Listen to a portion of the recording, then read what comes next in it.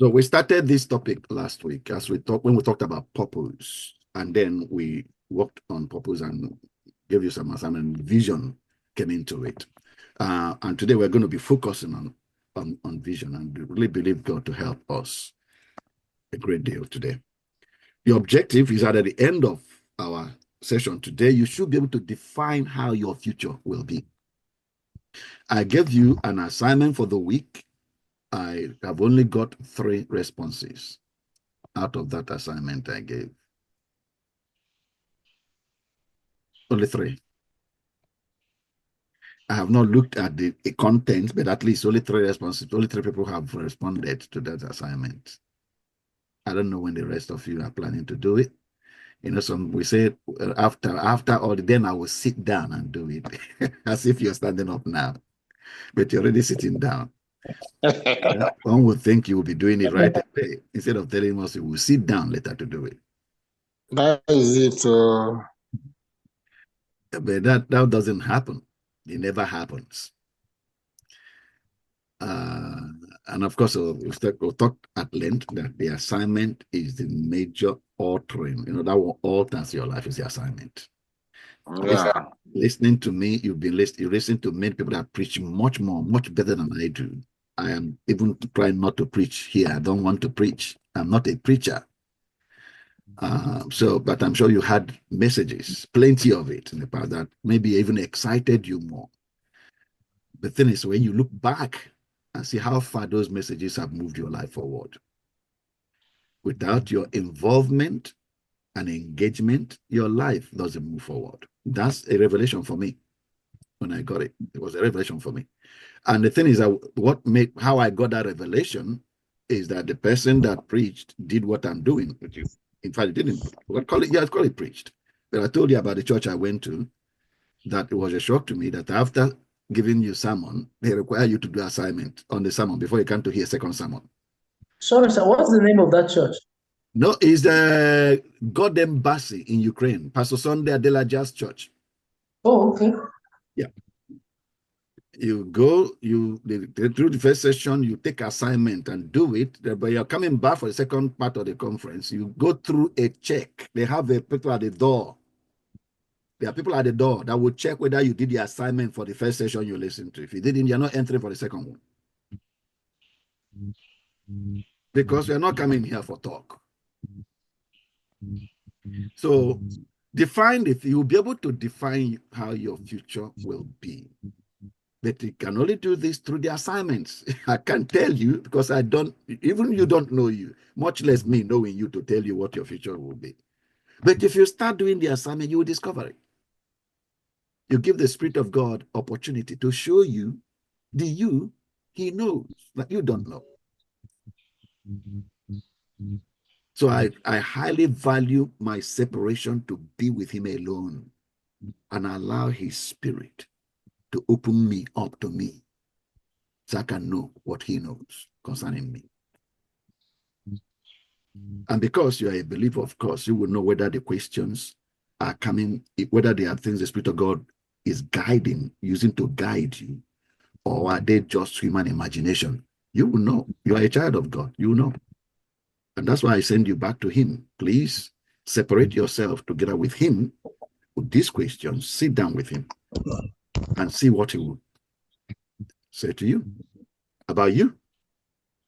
Very important, very important, very important. Because you don't see a collar. I'm not wearing a collar. I'm not called bishop, something like bishop, something. You might think what I'm talking to you is secular words. So you might look at it the same way you look at chemistry, biology, or maths, or anything else. I mean, just something, or philosophy, just something that is nice.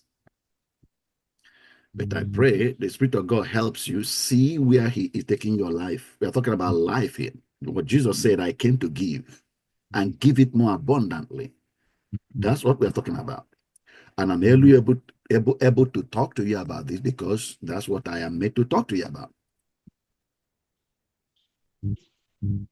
We are looking at today that we've started from the beginning. The first workbook we are challenging ourselves in the first workbook to take responsibility for how your life turns out.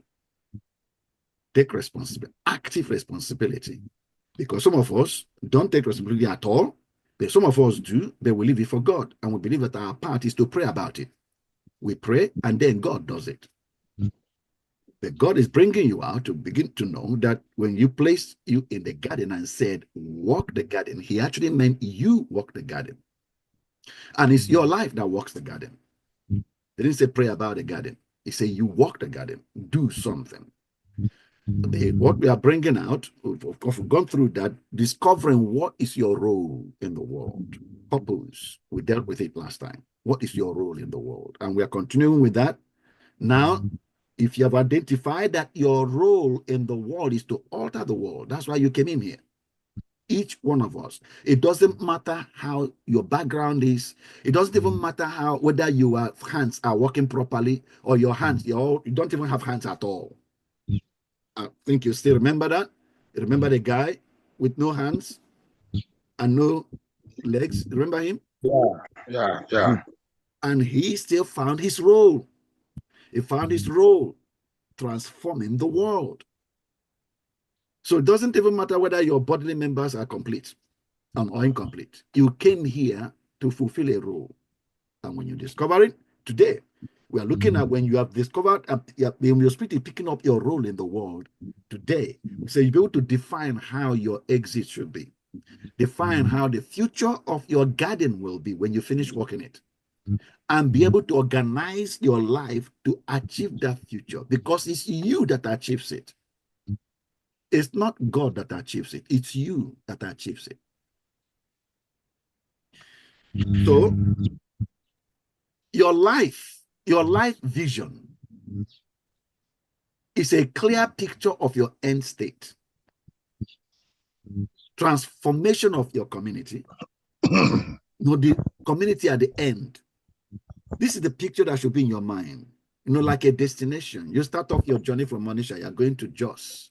You are headed, if you know the way to that place, you know the direction your vehicle should be going. But there's a destination in mind. This is the transformation, the state of your community, the way it will be by the time you leave. It should be there. The picture should be there in your mind. The legacy, the build legacy is the growth, the life you have put in the garden that you are handing over to the next generation to continue to build. The picture, the way you are going to hand it over, the life you're handing over, the picture should be clear in your mind.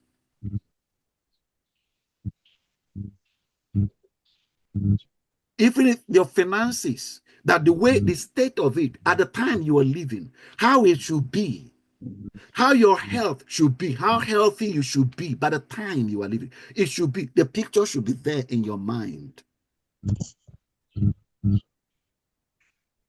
The picture at the end, all because you pursued your purpose relentlessly.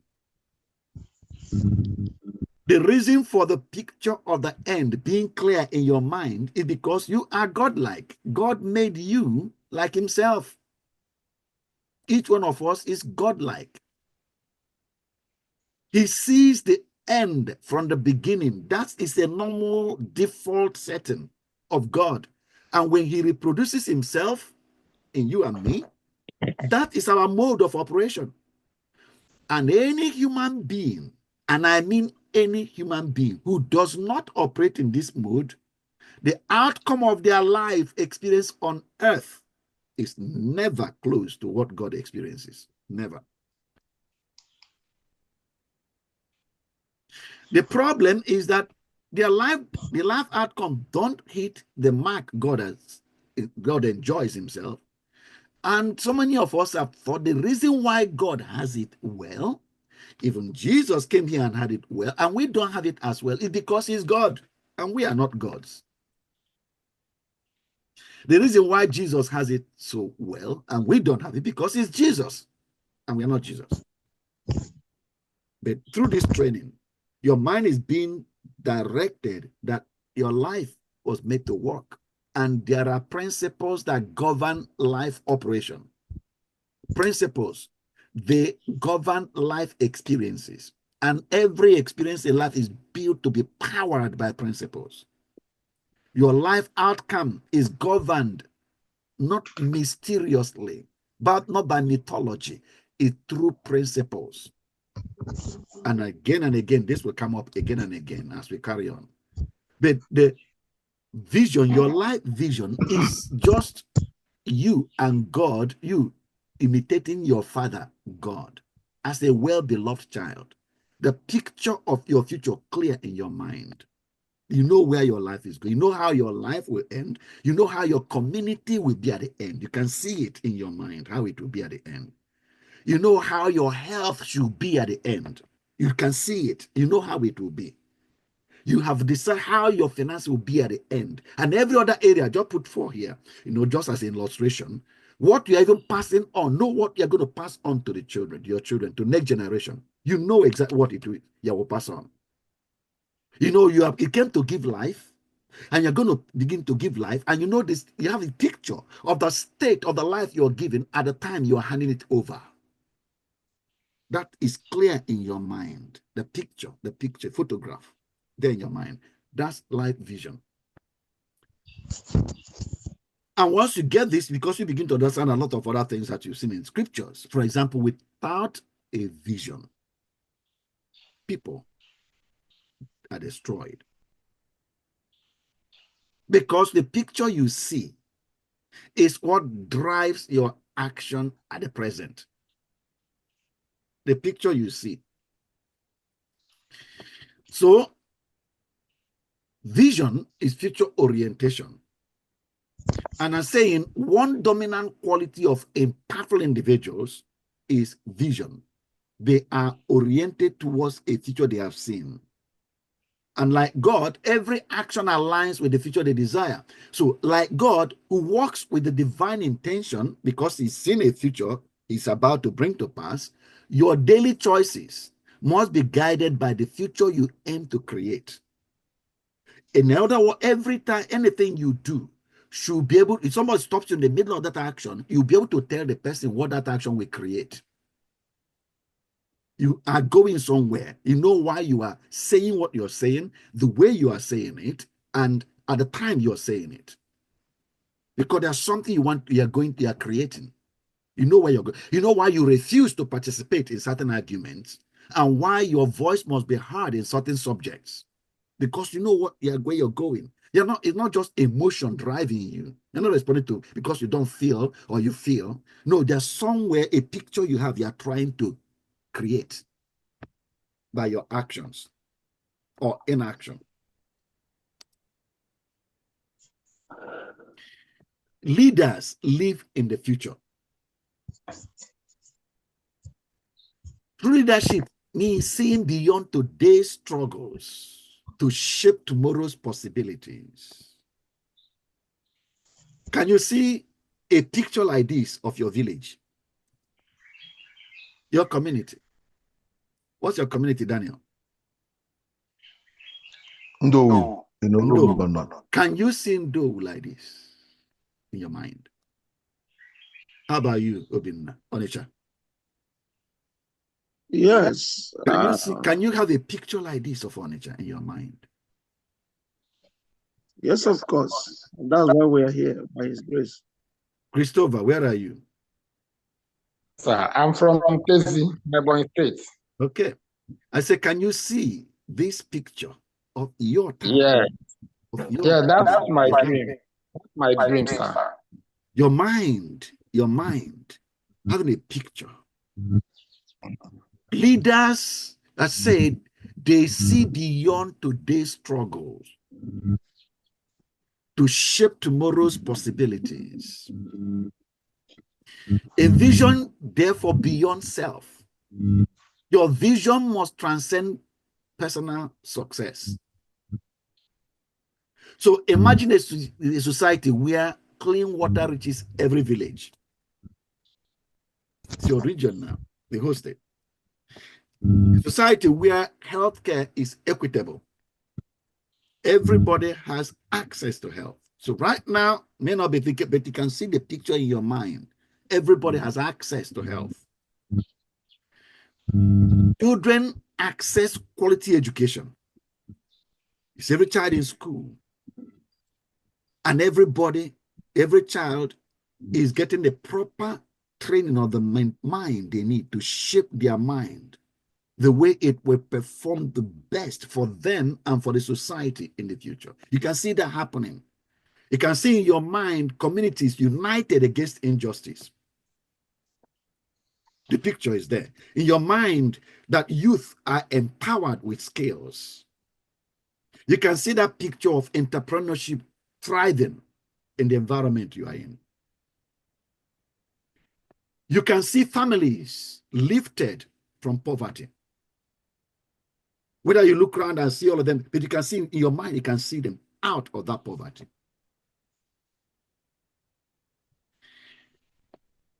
Sacrifice for significance, therefore. Prioritize long-term impact over short-term comforts. Redirect time to make this happen, to make all these pictures. If you have a picture in your mind, you can see it. That begins to demand certain way of behaving now. Because there is something, a picture you've captured. Okay, I need to go back to that. Because what happens when I made that, put this slide up, what used to happen with me, and I hope it doesn't happen with you, is that when you make me make this imagination, or even ask me to write them down, and I think writing them, I will think there are things I will believe God for. God will do it. So I wrote them down so I can pray about them. Yes. Yes. That's what. My mentality is that the more I pray, then the faster spiritual force somehow be released to go and make it happen. But me, I can't make it happen, and my job is to pray. I thought the reason God brought me to earth is to pray. When God said, walk the garden, I thought what it meant is pray. That's the way I used to think. But I found out, like I said earlier, that when he said work, he really meant work. And it's me that he meant to do the work, not ask him to do it. So when this picture, when he brings the picture, like he brought Abraham and showed Abraham the stars and said what to Abraham? I said to Abraham, multiply. When he showed Abraham the stars, what did he tell He said, Abraham? these are About the way stars? your children will look like. That's how your children, that's your future. So shall your children be. And then he said, Abraham, walk before me. You walk with, you will do the work. Walk before me, and you will be, you will birth these children. You will bear the children that will be like the stars. It's not something for you to give me to do. You will do it, Abraham, but you walk with me. But that's how your life will turn out. Again, I thought that when God shows you a picture, then you just pray, and when Abraham walk with God, just be nice and obey God to do the little, don't make mistakes. So I don't even know what I was thinking. Because when I even say obey God, it does not mean that when God says go and do something that I go and do. I didn't see that go and do something, particularly when that thing doesn't seem to be directly related. I thought just do the things you can do, but for this vision, just pray about it and remain instant in prayer. A lot of scriptures we come to mind to back up that thought. Then God will make it happen. And if God has not made it happen, it's because you haven't prayed enough. That's what I thought. An example is the state of Nigeria today. I thought the reason the state of Nigeria is because I have not prayed enough, or we haven't had enough prayers. It's lack of prayers that brought Nigeria to where it is today. Because we have prayed enough sufficiently, the power of God will move, and Nigeria will have good leaders. That's what I thought. Yeah. That's what I thought. But the same way. I am finding out that this garden society where God has placed us, it's me that works the society. If we are ever going to have good leaders in Nigeria, Arinze has to raise them. You, David, have to raise them. If there's ever going to be good leaders in Nigeria, Christopher, Ben, Daniel, you will have to raise them. If you don't raise them, the next generation have to. Otherwise, you just compound until people raise them. That's true. That's very true. If you don't raise them, they will never appear, drop from anywhere. If people ahead of me had raised good leaders, Nigeria would be being led by good leaders today. Because the people today leading Nigeria were children yesterday. And the children we have today will be the leaders tomorrow. And unless you raise them,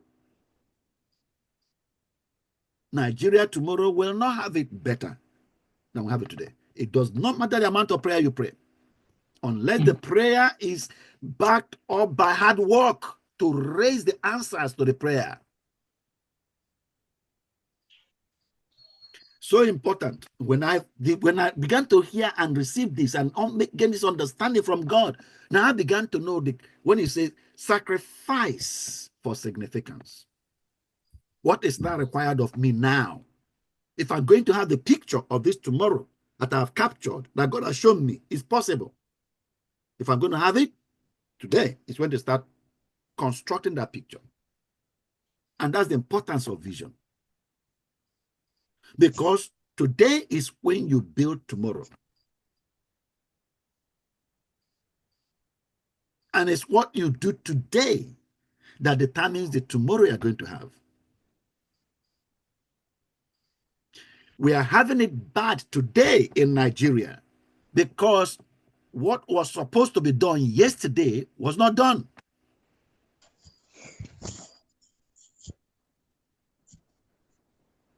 And I dare bring out to us, believers, truth. Some of the truth we are sharing today was supposed to be known yesterday and acted on yesterday, so that the results today will be better than what we are having today.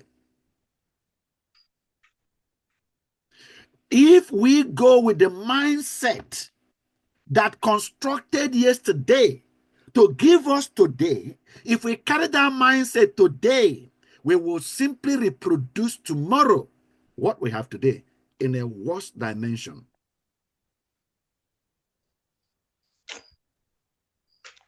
So important for us. So important for us. So important for us.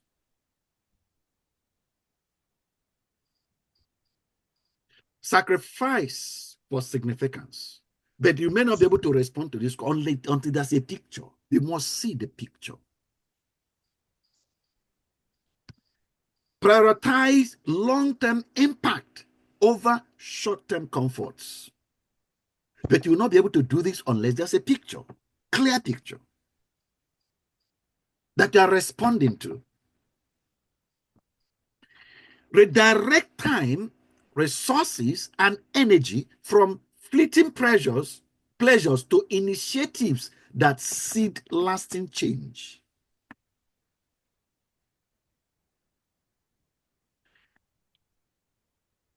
Whether it be mentoring youths or inspiring professionals in your congregation to tackle national challenges or advocating for sanitation, these are examples of where you can redirect your time and resources into. Let your vision dictate your daily investments. What you do today is fixing the outcome you're going to have tomorrow. And when we talk to ourselves, Christians that believe God in God and believe the word of God, believe the Bible to be the word of God, and believe that our lives are designed to be governed by the Bible. We believe that it is so. Therefore, we open this Bible and see that we are positioned in the society to walk the society. There is no other group of people in our environment that heaven holds responsible for the society.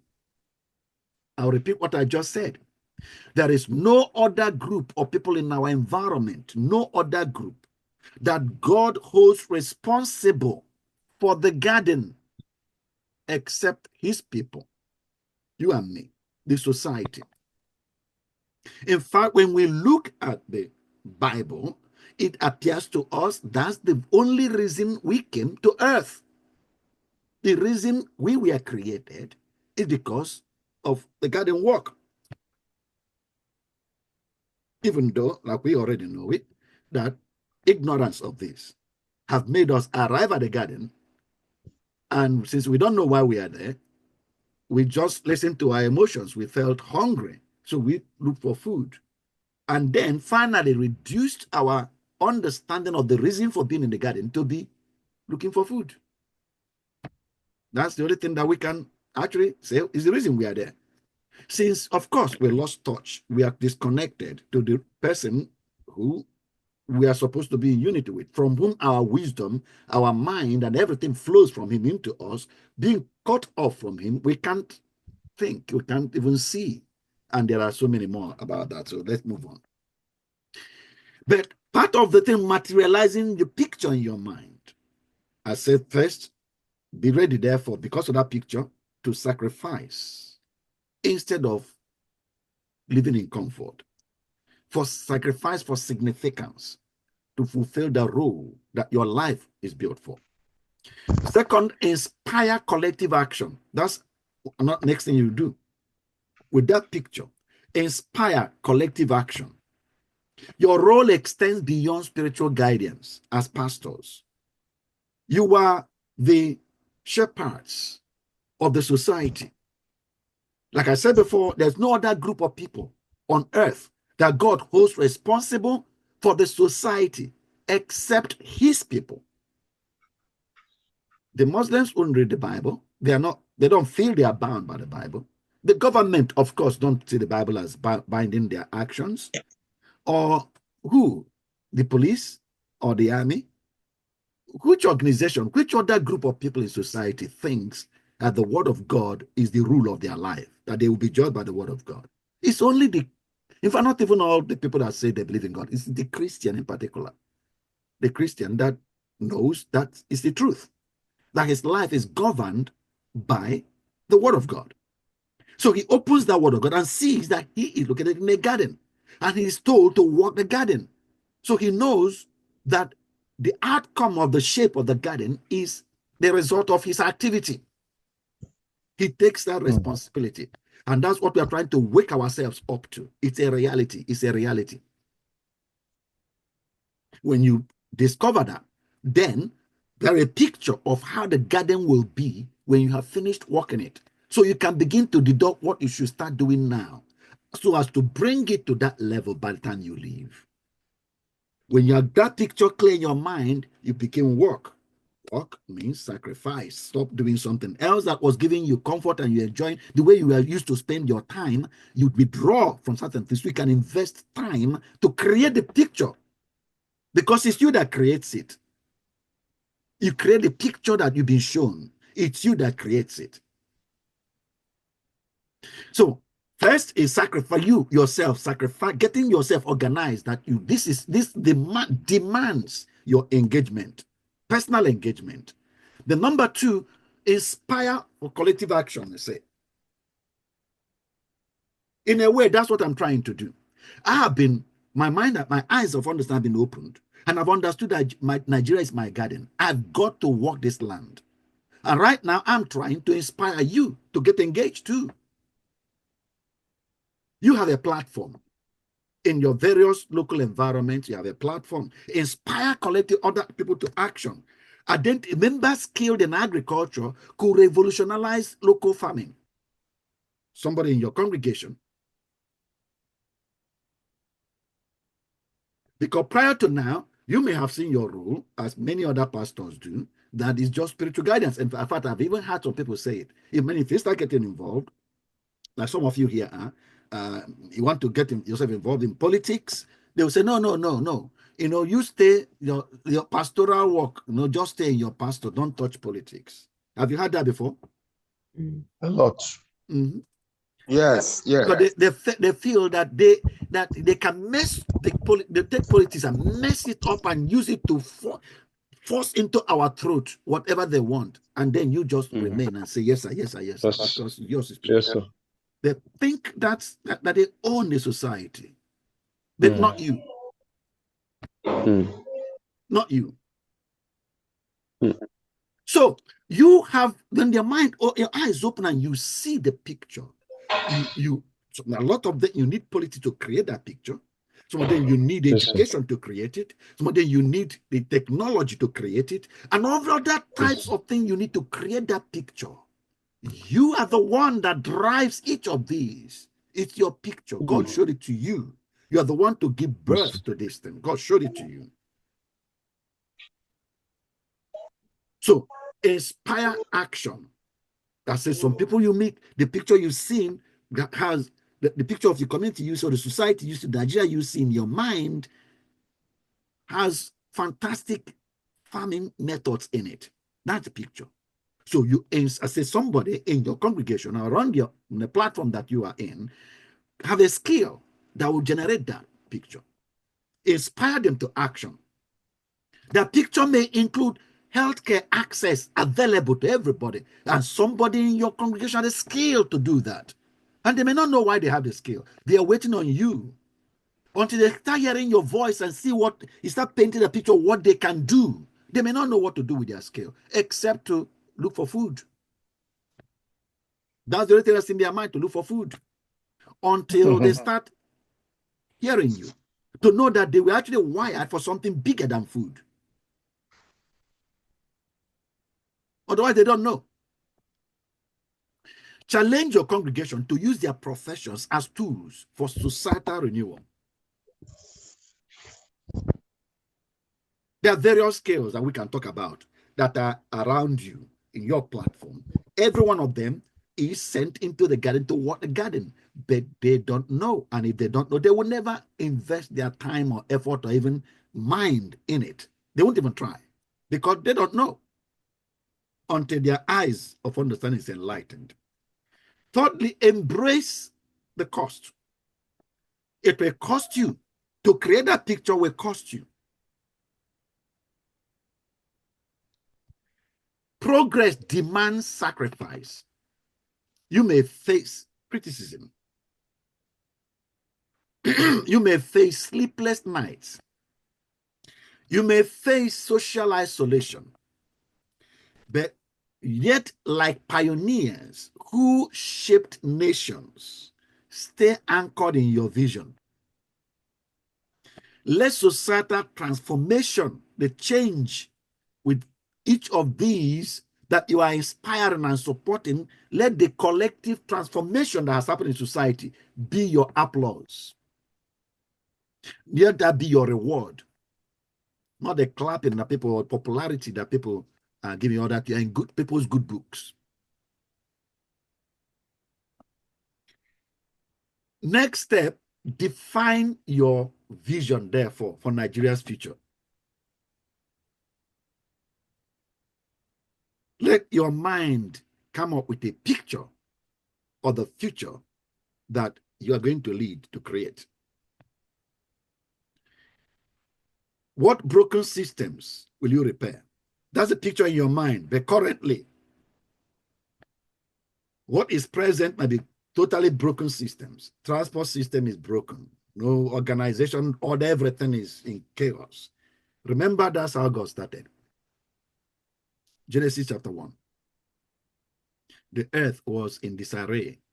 Chaos was everywhere. But God had a picture. The God that sees the end from the beginning had an end in his mind when he was looking at the chaos. And he began to create the end he had in mind. Began to create it. And at a certain point, that creation process said, let's create man like us. I want to replicate myself. Somebody that can be in the start from chaos and bring it into order and produce order. in his mind, reproduce it in the society. And that's what birthed you and I. That's where we came from. So I said, define, therefore, in our society, Nigeria, define your own picture of the new Nigeria that you birth. What broken systems will you repair, I said? What hidden potential will you unlock? A lot of people in your platform, people in your connections are different environment, somehow they have potential. I said, someone in your school, or in your church, or in your environment, they like mathematics. They don't know why. They don't know why they love mathematics. Now, from what we are learning, you and I, on this course, you can know that their skill at mathematics has something to do with the garden, because they were put here to work the garden. But they don't know what it is. They not even know about this concept of garden, society, working society. May not even in their mind. They look ahead of them to see the adults going ahead of them, and none of them is thinking about society. Every one of them is thinking about their pockets. So they think that the reason they like mathematics is to use it for their pockets. So they start looking for how much, where will I enrich my pocket the most? And right now, Nigeria, some trends are enriching personal pockets. Some are becoming more popular than others. And everybody is going that direction. What are the trends? What are the, if you want to reach your pocket very quickly, what are the popular direction people are moving in Nigeria? Classes. Politics. Politics, going to politics. What other things? Ministry, pastor. Pastoring. Okay. Yahoo. Yahoo. Or you kidnap. You go to kidnappers. Kidnapping. Join the kidnapping industry. You know, some years ago, I saw a video, a 12-year-old being interviewed by somebody in Lagos. In Lagos, the guy interviewed him and filmed him and put him on WhatsApp. A 12-year-old. When he grows up, what would he want to do? He said he wants to be a Yahoo boy. Yeah, he said it.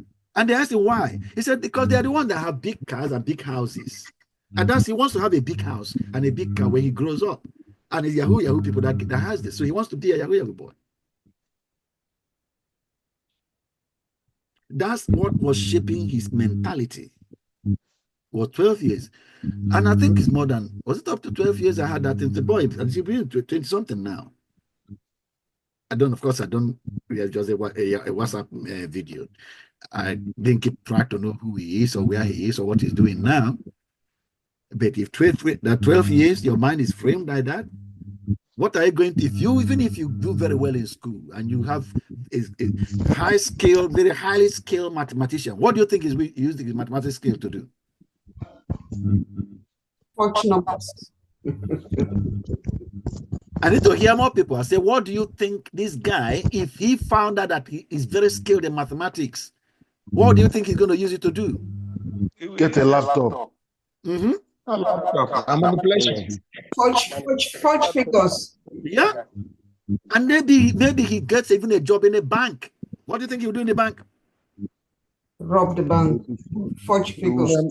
They fraud the people. So if you don't know what to do, if you don't show him that what his potential is for in society, he will not know. He will not know. And when he grows up, all that endowment is wired. He will use it for what he thinks it is for, to put in his pocket. So, question to you, therefore, means, first of all, define the vision for the new nation, because you are the leader to create this new nation. And this potential you're seeing, when you see any child you see has something in them. Everyone in your congregation has something in them. Each one of them, we read it in scripture. Each person is given something to do that shows who God is. And unless that person is helped to discover it, they are going to do something else. With the endowment and the equipment they have, they will use it to do something else. Unless you show them what they are for. You help them discover what they are wired for in society. So, what broken systems does not represent the picture you see. Therefore, you want to repair that system. There are some people that are wired for that. What potential around you that you can tap into? Potential that you will unlock to unleash into the society. Align your daily actions with this vision. And then awaken others to their roles. This collective mission. Your purpose is not just to dream, but to build. Your true identity as God's image and likeness. Remember Genesis 1:1? Somebody read it, please. In the beginning, God created the heavens and the earth. That's right. God created. And when God said, let's make man in our likeness and our image, what did God make? He made man. He made a creator. God created because he's a creator, and therefore he birthed his kind, man in his likeness and his image is you, a creator, one that creates. One that creates. That's who you are. That's the truth about your life. Psalm 127 says something. Somebody read that verse again, please. 127. Unless the Lord build the house, they labor in vain who build it. So you know God there as a builder. And as builder, God births after his kind, builders. You must acknowledge and own your true identity as a creator and a builder. I feel, the time I come to this, I feel like repeating this 1,000 times because you don't feel like it. In fact, some of us feel I don't even have any creative at all, which is, is a complete lie. You are a creator.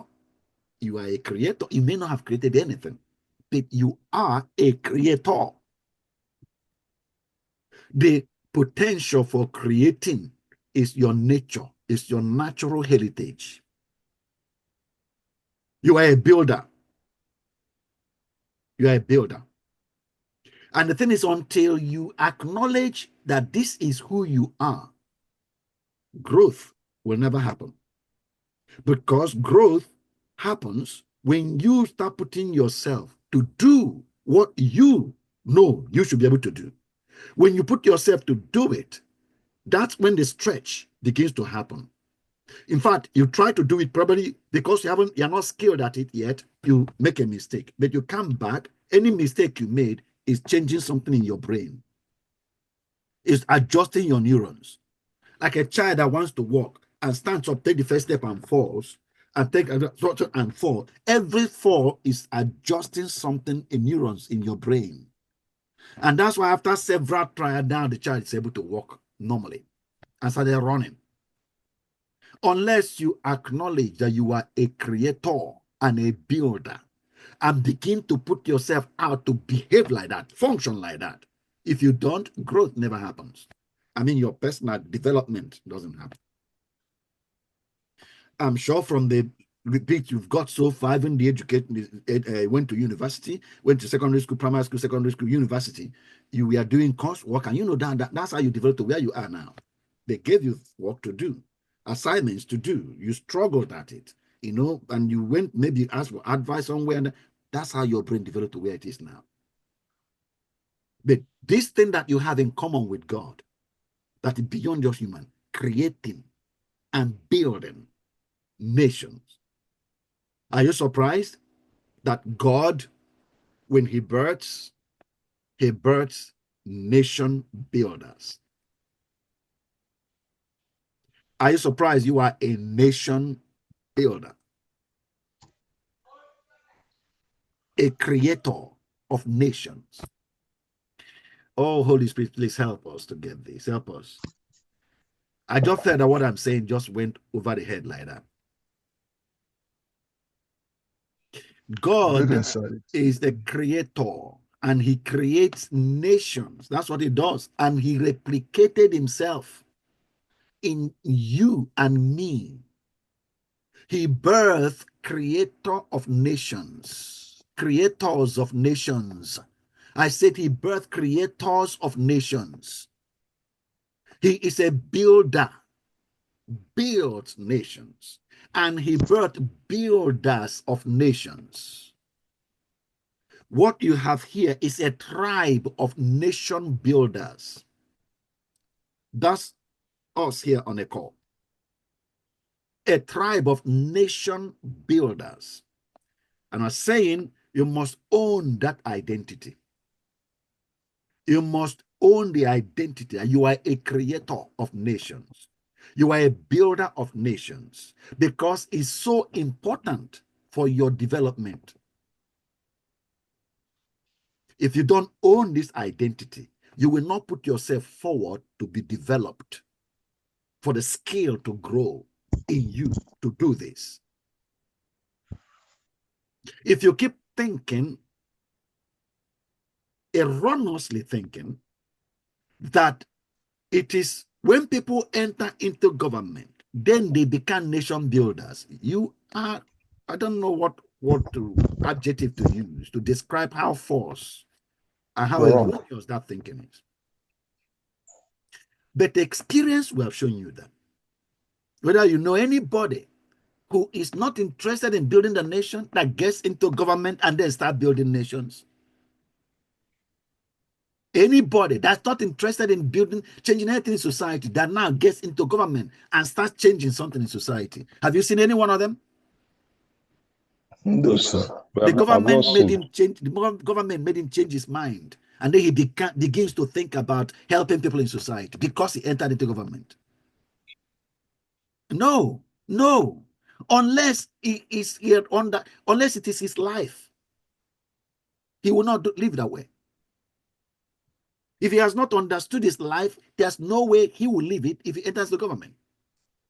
That's the reason why you can't be expecting government to change society. Thank you, sir. You can't be expecting government to change society. You can't be expecting government to fix your roads, to give you hospital. You can't expect government to do nothing until the people you raise, whose mentality you have wired, enter into government. Then they will just live their lives. Government is a platform. Government is a platform. If they enter into it, then they can use to express themselves in a bigger way that has massive effect. But if it's not their life, if their life is not developed, they don't know who they are. They cannot know who they are because they entered the government. They won't know. So you and I must acknowledge this and begin to help other people that God is bringing across our path and people that are going to inspire. Their mentality must shift. They must acknowledge this. They are creators and builders of nations. That's who we are. Now, remember Genesis 2:15. Somebody read that scripture again, please. Okay. Genesis. And the Lord God took the man and put him in the garden of Eden to tend and guard and keep it. That's right. That's the garden, a picture of it that we have shared before. And you can see the way God made it, just the way God handed it over to us. This is the way it looks like. Typical the way it looks like. This is the garden that you are put in. And from here, you begin to get, because you are like God, new pictures of how this place should be begin to develop in your mind. Right here, you might say there's no access to health facilities. You can see there. You can't see any access to water. You can't see any access to water. Access to education. Can you see it there? It's not there. Nothing. There's nothing there. You can't even transportation. You see transport infrastructure there? No. No, it's not there. No, not at all. So that's the way your society will be if you live it for God. Should I repeat what I said? If you want to pray for God, that's the way it will be. If you leave it for God. Your role in society is to do what? To keep the garden. I say your role in the society is to do what? Create order, build system. To change society, to build system and change society.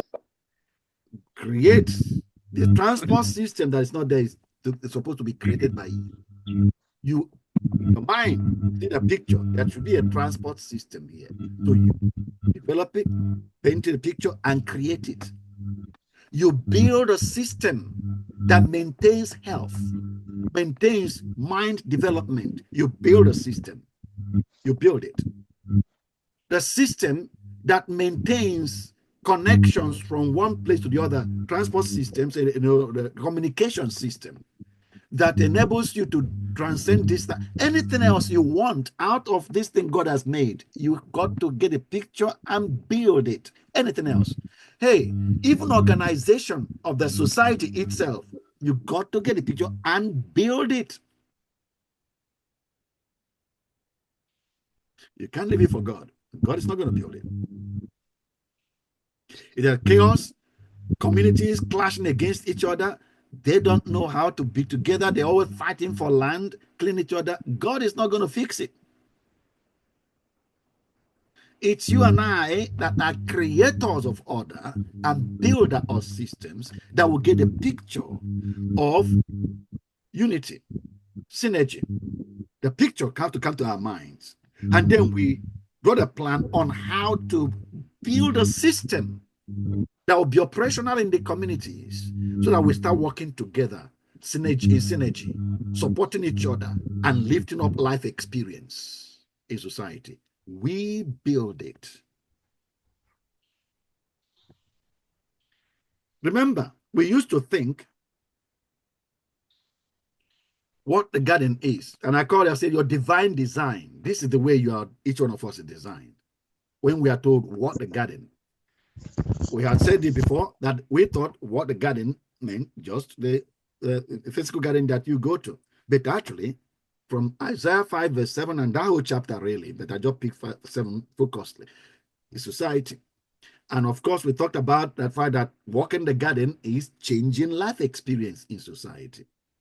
Changing life experience in society. And the fruits of the garden is the justice, order, synergy, everything that represents life. Because Jesus said, I came to give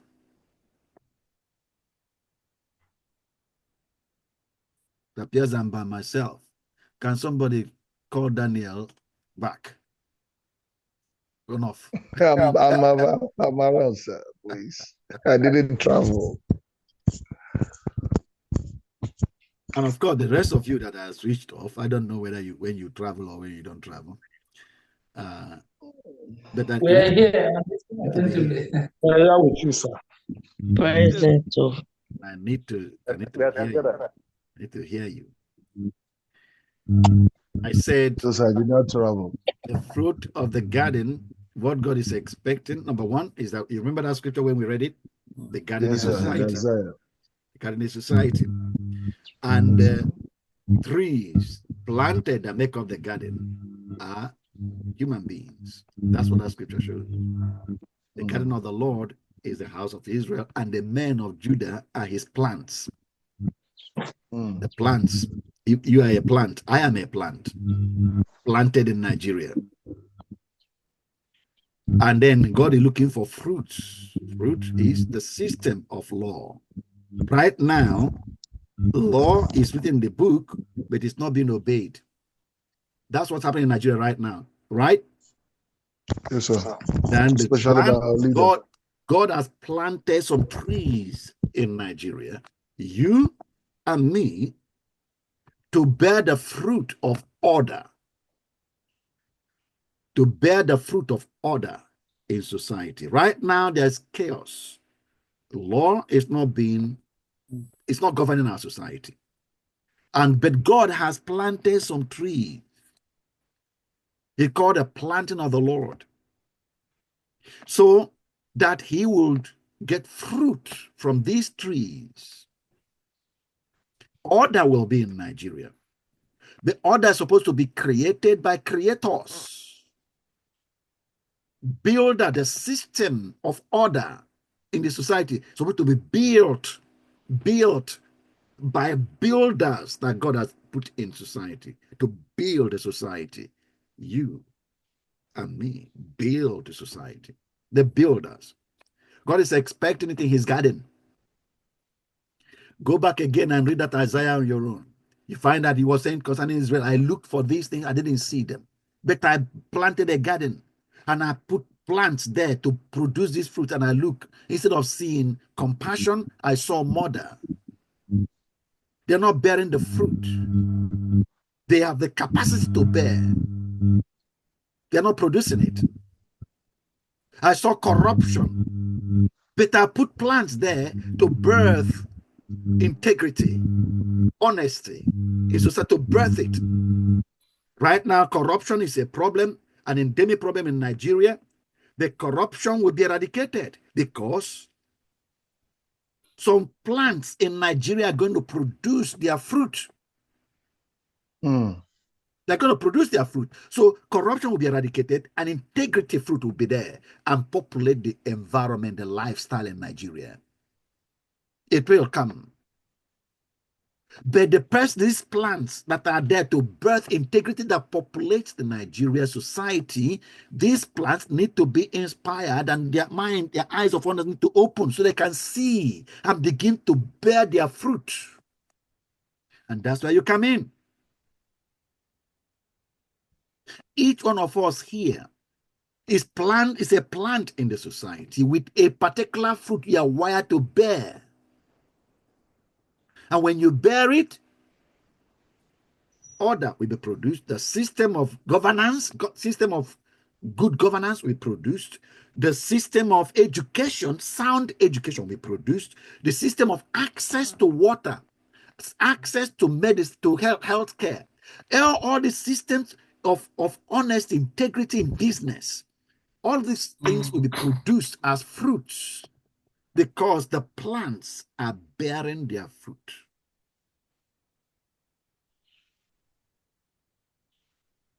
That's our divine design. And what you're learning in this session is that the picture of that fruit must be in your mind. And then you decide you're going to produce.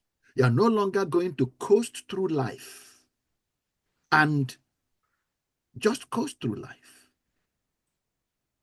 and live here with nothing showing that you were here. That's not your divine design. We're talking about your divine design. The imprint of your presence must be left behind. You came here to leave something, make imprint, produce your fruit in the society, permanent fruit.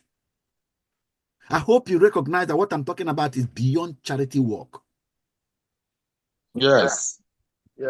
It's a permanent imprint. You are wired to put that imprint before you leave. They know that Daniel was here because can see the fruit.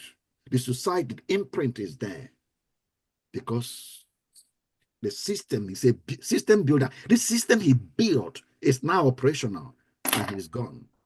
But the system is there. You are, I'm sure you saw this. If you read the material I gave you, everything I'm talking to you today is in the materials I'm giving you already. But I'm sure many of you haven't read them. Somebody read that, please. You are God's architect. No, for another person. Nigerians. No, not you, Daniel. Let other people. You are God's architect You for are Nigeria. Design it, own it, build it. You are God's architect for Nigeria's future. You are.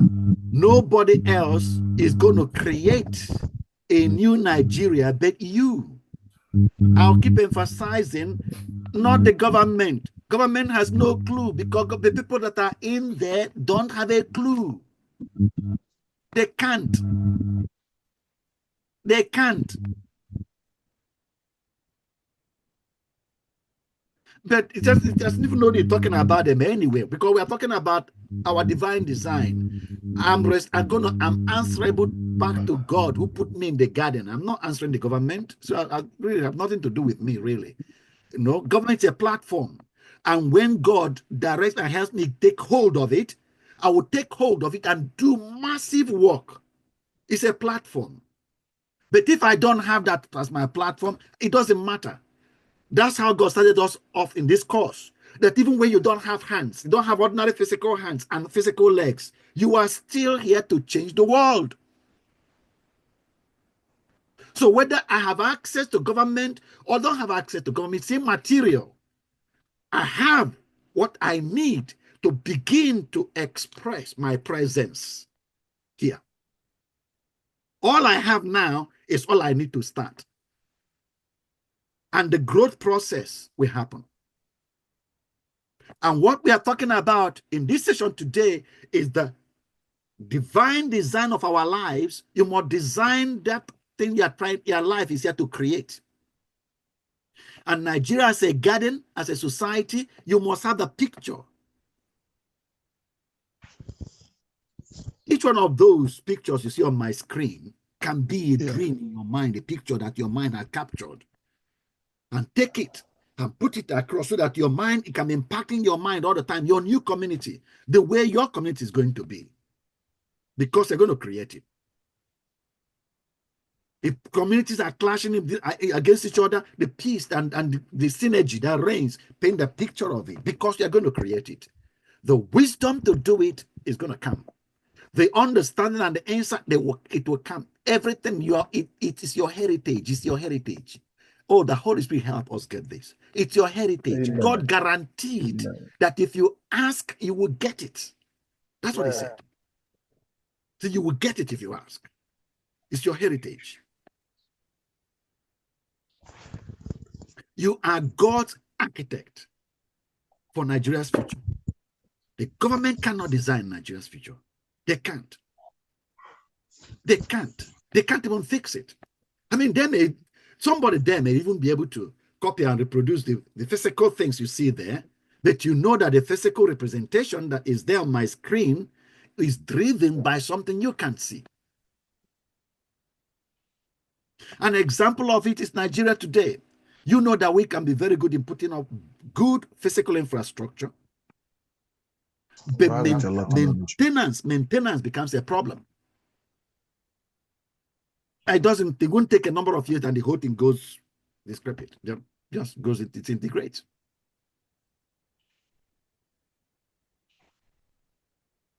So you and I that have become somehow, the Holy Spirit helps us and you got your life. It's your life, become your life. You design it. Architect Nigeria's future. Design it. Own it. It's your design. It's what you own and it's what you're going to create. That's your divine design. Living as divine architects, crafting Nigeria's future. As bearers of God's image, we are designed not to drift through life, but to act as creators, relentlessly shaping a future only we can envision.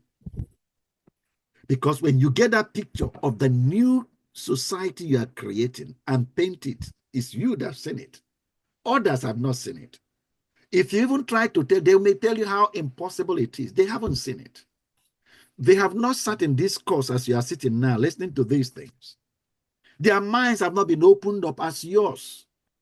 So you can't expect them to suddenly switch into agreeing with you that it can be. Mm.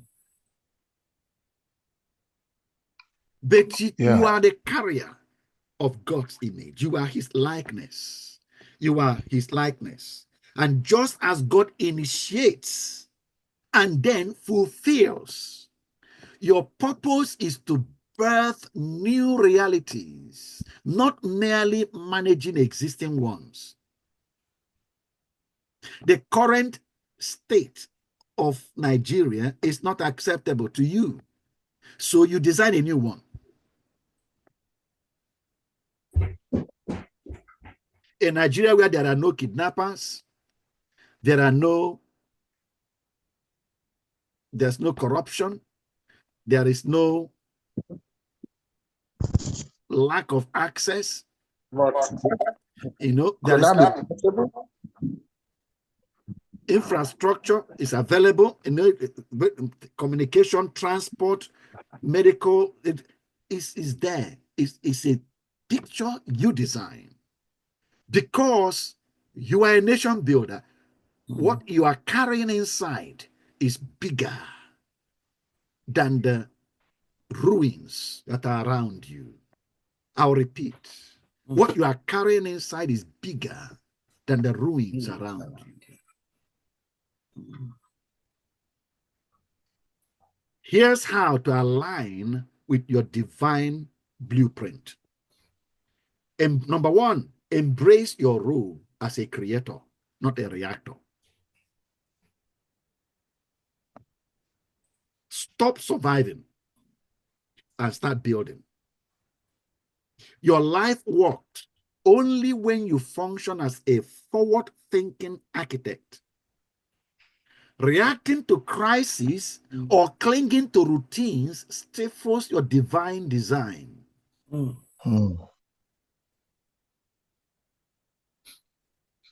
The way you are designed is supposed to be a picture of what you are creating. You know, when I saw this, what came to my mind, you may have slept in the bridge under the bridge last night. But you wake up in the morning, you go to your site where you're creating your new future. You go from your brick to there to put your brick and put your plants around the brick. And night comes, you go back to sleeping outside again.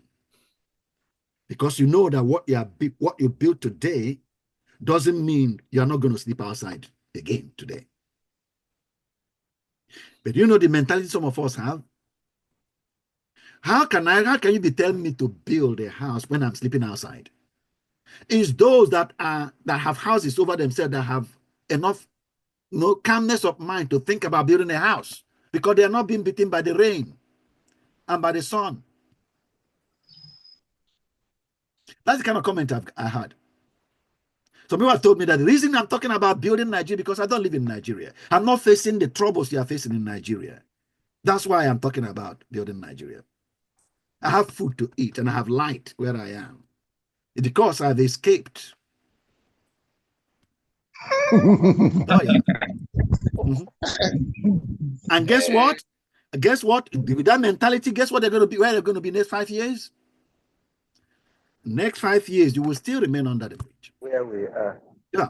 If you don't go from the bridge and put block in there faster and go back to sleep under the bridge again, and tomorrow still go and put more blocks and sleep under the bridge again, and put more blocks, and if you don't do that consistently over next 1 year or so, you will remain under the bridge for the next 10 years.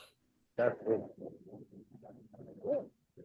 Unless you pay attention to what I'm saying. And even though the rain is falling on you, the sun is beating you, you hear on how to build your future, how to build yourself a house that will bring you out of the rain. And start acting on it while you are still experiencing the rain. You start acting on it regularly so that within the next 6 months or a year, you are out of the rain forever. Because you built your house. You now got a house.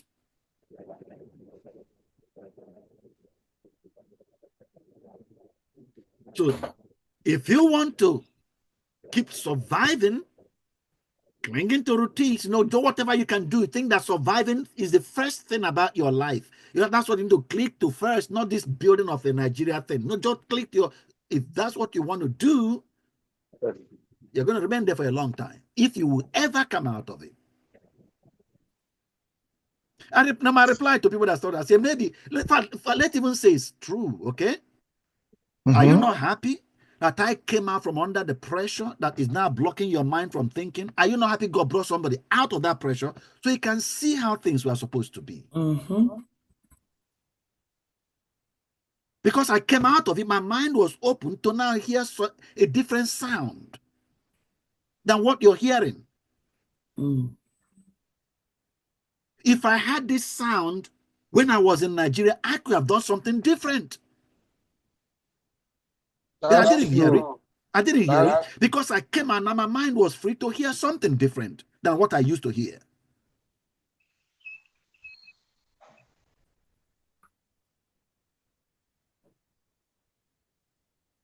So I say reacting to crisis or clinging to routines will stifle your divine design.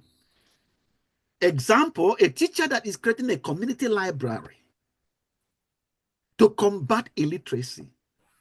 He isn't solving a problem. No, it's not just solving a problem now. They are manifesting a future where every child reads.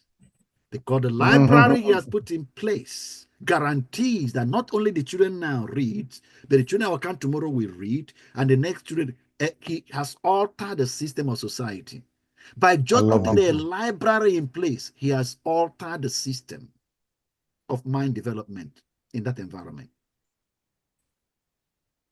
That's something simple that you can do. I'm on it. Yeah. Action, therefore, audit your daily habits. Does scrolling social media or attending endless events build your vision? If not, scrap them. Scrap them. Number 2, ruthlessly prioritize legacy over tradition. Sacred is not equal to sacrosanct. Cultural religious practices, for example, the lavish funerals that we have, and it's not only Igbo land, I think the same thing in the West, all across Nigeria. Yes. They probably, I don't know how, whether is that lavish in the North, Pokis? Yes, it is becoming lavish these days. We are copying already. Oh, you are copying us. I see. Mm. Yeah, because I didn't know it was like that in the North. They're traveling up. Yes, except for the Muslims, but Christians are becoming lavish with burial in the North. It's unfortunate. It's very unfortunate indeed. It's unfortunate. Mm. But you got to, but that's the state of our garden, right? That's the state of the garden now. It got a new picture. You got to create a new picture, a better one. And that's what I think in Anambra State, the governor stated there is a law for low-cost funeral. Okay. Yeah, and so whosoever, and it's working. So when you say, can you say, Vincent? I can only see your forehead. Okay, sir. What are you saying? Can you say what you said again? He said there's a law. There was a law passed last year in Anambra State, championed by the governor. Yes, concerning excessive or lavish funeral ceremony in Anambra State. Okay. Yeah. Good. Let's see how it works out. Let's hope that the people will know that system will be shifted, because it is one of the things keeping us back. No lavish funeral, daily prayer meetings. Those are examples of cultural religious practices. They must justify their value. I told you already that prayer will not fix Nigeria. You will fix Nigeria. It's not God didn't send you to earth to pray. God did not put you in the garden to pray. God put you in the garden to work. So work. To work. To work. And I mean alter the garden, alter the system of society, alter it. You alter it. You engage your brain, come up with a design of the new system. Come up with a design. You are God's divine architect. Come up with a design of the new system. And then put it in place, build it. So, I said daily prayer meetings must justify their value. Do they fuel your future? If not, simplify or eliminate them. Replace 4-hour videos with 30 minutes targeted prayers for your goals. You have identified what must alter. in the society, focus on them. You and God sit together in prayer. Let the Holy Spirit drill your mind and cultivate your subconscious with this change you are going to make. Let him give you new ideas or how to alter that situation over there. Banditry of a thing. How do I fix it? It's my garden. I need to put a system in place that eliminates banditry. What do I do? That should be the core of your prayer. What do I do? Show me what to do. Redirect funds from funeral parties to scholarships or youth skill centers. Build the system. The truth is, time spent clapping hands in services will not build roads. Wow. Yeah. Invest that hour in mentoring a builder or drafting a community project proposal.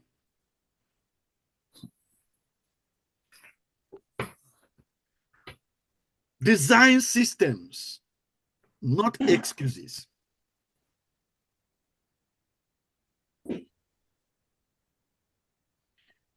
Can you imagine Onisha, Ben? Can you imagine Onisha surpassing London in infrastructure? Juanina. It will be great. It will be wonderful. I wouldn't know why Pocket is laughing. I don't know. Now that one. It will be great, oh. Why are you laughing at us at Aisha? No, I heard what Dan said in Igbo. Okay.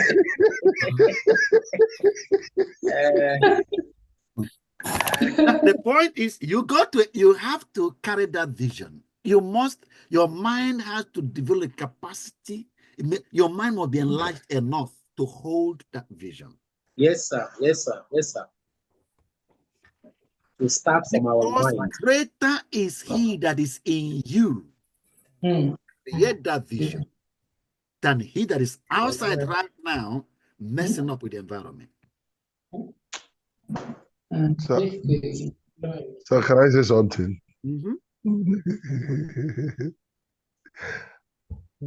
Go on, Dan. I'm listening. Go on. Okay. So sincerely, you're bringing another aspect to this whole thing. The only picture that is in our mind, in fact, in our place of worship, is the large cathedral that we want to build. The big chapel, as in the way we want it to be. Giant one, so that we can have more people be, thereby make the ministry more popular. That's the picture as ministers that we have, sir. And it's there. So having this picture of Onitsha looking like London, hey, it's a strange thing. It's big time strange thing, sir. We don't think society as ministers. What we think is our congregation, the members. It's a very myopic way of looking at life. Myopic. Very, very myopic.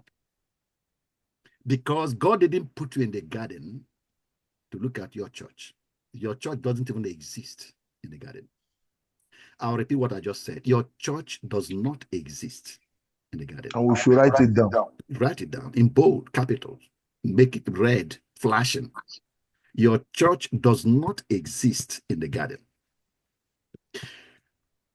Your church doesn't exist.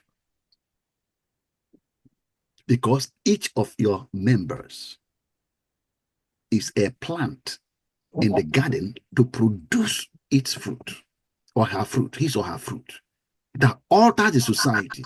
And when each of them is producing, the collective fruit that each member has produced will become what you are seeing on the screen.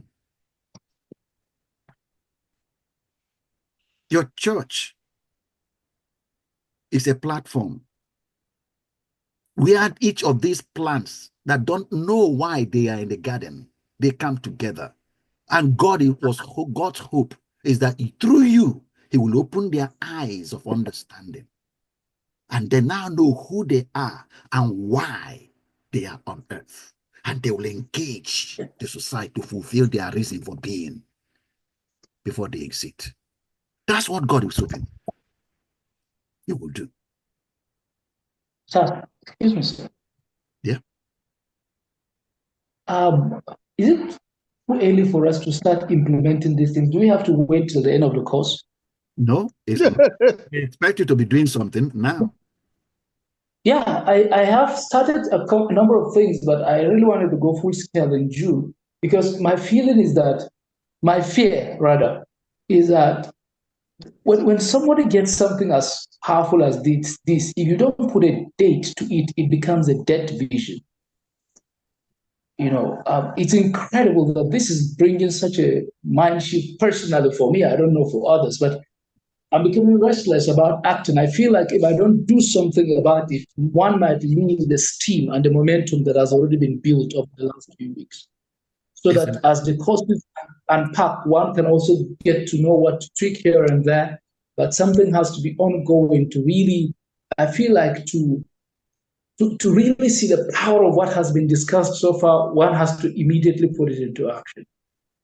Thank you for that. And now I believe that Pokis is simply making a contribution that will help, because the materials are giving you, if you have read, for those of you that have bothered to read them, you will see that at each point they are asking you to write something now, do something now, begin something now in the direction of what you are supposed to make happen. Begin something, determine what you will do today. Whether it's a book you will start reading from today, every day, or something they call, or some people you need to talk to, but start acting. Daniel, you wanted to say something? Yes, sir. In line with what Poki said, and I said, if I have this in mind, I've even started talking with the community leader towards it. But I paused a bit in the sense that I want to get much from this, because initially, this is not where my mind is going. I wanted to start seriously. I wanted to start a church in this community. But with what's really coming out, I decided to shift it to be a society thing, and then what is impacting the community where I'm staying currently. I've actually initiated this move of telling the community leader that I want the children every Monday, that is now a sit at home for us in Nigeria, especially in the Southeast, to be gathering the children, and I engage them. We engage into reading. I just want to bring them up to speed with reading. Get your books along. Let's be reading. Let's form a kind of reading club. The man is really looking at me like, where are you coming from? Because this is not what has been on ground.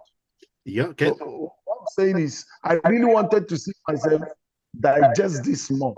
And he said that book is now saying that possibly maybe if you wait till after the whole thing, the whole thing will douse down, or the tension may go down. For me, I love the fact that this is being recorded and it's on YouTube. Immediately after, within the week, I was playing the one. I have to actually go back to the one we had last Saturday. I was going through it all over. Okay, now, what Poki said is a principle. You learn most from action, not from listening. You learn most from action. It doesn't matter how small the action, but you learn most from action, from doing. Because you are a doer. You are a doer. You are put in the garden to do something. To do. And if you don't know what to do, he said, ask me, and I'll tell you what to do. Then you do. So, finding a way to anchor whatever truth you receive, find a way to do something. The doing anchors it in you. There are two things that happens with doing. Number one, when you hear as I'm talking, you actually get only 10% of what I said. A number of times I say something and ask you to repeat what I said. You don't even repeat it. So my talking, no matter how it sounds so tingling in your ear, you only get 10%, maximum 10% of what the truth you're sharing. Maximum. If you do, you increase it to 40%. Now, the environment of where you are drives it off 50% extra. In other words, if you stay around people like this, who are also talking like this and trying to do something, and maybe you come together to share what happened last week, what did you do, what this thing, what you're continually meeting like this, you challenge each other. That environment is responsible for 50% of what you do in life. The environment where you are. That's further down in the course. We'll talk about that sometime in the course. I'm just trying to reiterate what Pookie said. And if you go to the materials, you don't even need to, because you see it in the materials I sent to you. At each point, it's asking you, so what are you going to do today? What will you? And then it suggests, gives you an example of what to do. It's there, very detailed. Yes, that's true. In fact, the last two materials, I think in part 1 and part 2 of Vision, I read through those materials. And in fact, there was one particular where we're talking about Nigeria is your project and you are God's architect on it and build it and all of that. Apart from that, sir, I realized that what I did in the last assignment, the last assignment you gave us, is like this course today is a further expansion of that, because I think it's making a lot more sense to me now. Yep. Okay. So I said, imagine it, and it doesn't have to Oko. Paul, where are you? Or Ajaka, where are you? I'm here, sir. I'm listening. Where are you? Which town are you? I'm in Onisha now. Oh, you're also in Onisha. David, Yes, you're where? Sir, I'm now. Huh? I'm in Awada, Onisha. Okay, all of you, there are quite a lot of Onisha people here. So the Onisha, lives of many of you. Oyekon is in the west. And, is it Owo? Is it Onowo? Where are you, Oyekon? Owo. Okay, I'm in a club. They're close to Dan. Okay. Anyway, it doesn't matter where you are. Imagine this infrastructure that's surpassing London. Your mind can conceive it. Can you design? Your mind can, and you can build it. And we are saying to get there, and you will get there. Your mind has to hold it first, and then your journey begins to get there. That's how our life is designed. That's our divine design. That's our divine design. That your mind has to hold a picture, a destination. Then every day, the decisions you're making, the action you're taking, the plan, the route, and you're continuing. Whether you are saving money or investing money, everything driving you to that picture. And we said, engineers, skip complaining about power grids. When your mind have that picture, you start building prototype mini solar farms in your neighborhood. Because that's the journey towards the picture that we've seen. Parents, partner with 5 families to hire a STEM tutor for your children, bypassing failing schools. So the fact that schools have gone down now, and it's not an issue. Remember again, even if you don't have arms or legs, you still can alter the world. You are wired that way. And if you're a parent, take responsibility for the cultivation of the mind of your children. Therefore, if the school cannot provide it, find a way to provide it. Pastors turn sermons into strategy sessions. Challenge members to launch one social enterprise per quarter. I mentioned to you that in the garden, there's no church. And when we leave earth and go to heaven, there will be no church. When we appear before the throne, there will be no church. There's no church in heaven. There's no church in the garden. So you better define what this thing you call church is.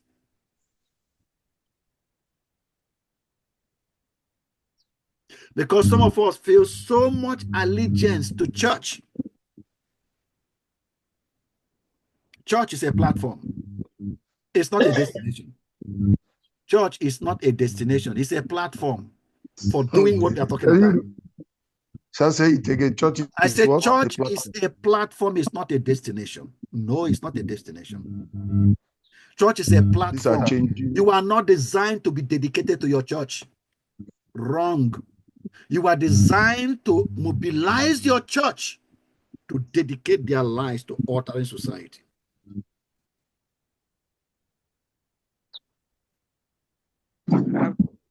Something. Go on, David. Okay, sir. Like you said, sir, church is a platform. David, you need to remain straight with your mic, and if you shift, we stop hearing you. Yeah, center with your mic, with your phone. Okay, sir. Yeah, go on. Like what you said, church is a platform, which is because there are things like to with something that David, we are missing some of your words, and it's making us. So, can you, at least while you're talking to us, can you come close? Put your phone close to your mouth, and then remain steady. Keep it steady. We are not seeing you. We are not just seeing your forehead. Just keep it central, but remain steady. All right, is it okay, sir? Yeah, but remain steady. Don't move it about because we need to hear every word you're saying. Okay, sir. Go on. What I'm saying is that, like you said, that church is a platform. Very, very correct. Because there are some things you like to carry out, trying to energize with these villagers, maybe traditional or the leaders. They did not even buy your ticket. So the easiest way to convey all these things be through the church. Then from there you raise maybe you can have access to teachers, access to other people that you can use. So sometimes if you are talking like keep the church by the side, it seems as if church is a bad thing, depending on the management and what you are doing in it. So thank you. Okay.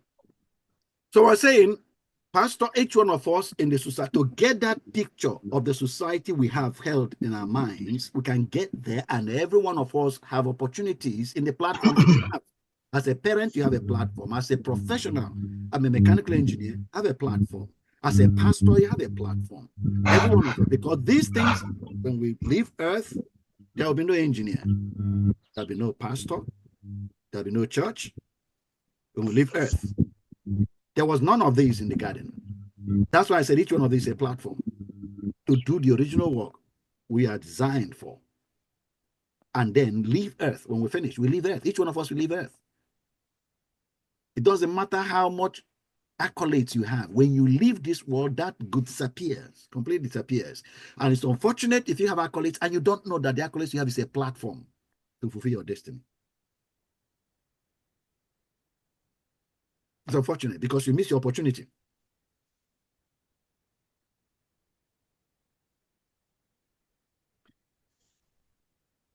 Number 4, operate in creation mode. Talking about a way to materialize that picture you have. Your daily mantra must be, what new thing did I initiate today? You came to create. God's creativity is non-stop. Yours should mirror it. If you're a farmer, experiment with drought-resistant crops. Host workshops for others. That's a way of creating. If you're a youth, build apps solving local problems. That's the way of beginning to alter society. An example of the apps that track healthcare access or reporting potholes. Rule is, one goal achieved, immediately conceive the next. Complacency is rebellion against your design. Complacency is a rebellion. You are built for creativity. Hello, sir. Please, I have a question, sir. Mm-hmm. Yes. It's like I have I was in your previous teaching, and I have a solution. Is it answer to the question? But then the question is highly necessary because of Nigerian poverty. Now the question is, you were giving example of somebody who live in a bridge and is building a house so that he will come out from the bridge, which is a very, very good circumstances, because all what I was hearing people who have money. I was hearing people talking who have money to eat, money to do some things. But then the person who is sleeping in the bridge, you now put the picture of a true Nigeria, of a true people. If you want to ever build anybody in Nigeria, that is the picture. That is the kind of people that will be available for we to build. Those who sleep in the bridge, those who are out and down and out. So to cut the long story short is this: where will that person who is living in the bridge have that block to go and be keeping it one by one? That is, I'm talking about in terms of resources and finance. But then I said that I have a solution based on the last thing. I don't know whether I am permitted to say the solution. No, no. Like no, because of our time, I will quickly want you to, if you can summarize it in a minute, less than a minute. If you can summarize it, if it's something going to take a long time, then are you still there? I think it's frozen now. Hello. Yeah, okay. I said, can you see something you can say in a very few sentences? Yes, a minute, yeah? Yes, I can. Mm-hmm. So from the last teaching, I begin to mood around this idea. And I realized that I have one of my brothers that have the resources. And today we are doing something wonderful. So some of the things, we go to prisons, marginalized people, we give free medical tests and all of those things. I could match my resources to that. But if you could share more light on how that person in this thing, that is my own area of concern, the economy and the finance, because I know the society that I am. Thank you. Okay, right. I don't know whether I get your question. You're talking about resources. Now, I think I will allow, did people understand the question Oyekon was asking? Yes, sir. Okay. If I'm to add a voice to what from the angle I understood him, sir, using the guy under the bridge. Yeah. Having blocks now, laying blocks one after the other. Now, when somebody's under the bridge, how do he get the block? Yeah. To start putting down, and then I think that's the angle. That's the question, right? Okay. Yes. Right. Now, when you're under the bridge, how do you get the blocks? If you don't have the blocks, I've already told you, and that's how we started. Okay. If you don't even have hands, how about if you don't have hands? We started with someone who doesn't even have hands. Even if he has blocks, he has no hands to put the block.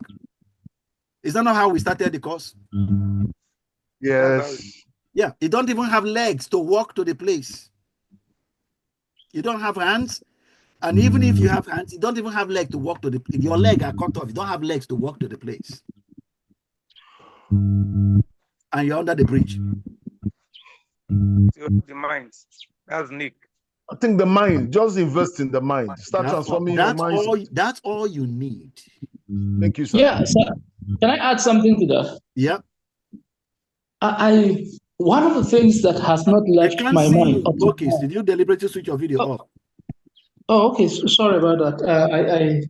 Carry on. I stepped out. Okay, can you see me now? But you're cutting your head. You're cutting part of your. Oh, how is it now? Why don't you face the light? You're backing the light and making yourself dark. Oh, okay. Maybe that's why it's not so good. Yes, it's better. Go on now. Looking good now. Go on. So what I wanted to add to the conversation is this. One of the things that has never left my mind since we began this class is, you remember the metaphoric description of colors of God. Mm-hmm. Maybe because that sounds very poetic to me. Because it's like many times you see people who have justifiable reason to fail in life, yet against all odds, they have left a color of God on the canvas of the universe. So for me, just like we're saying, it's consistently the issue of mindset.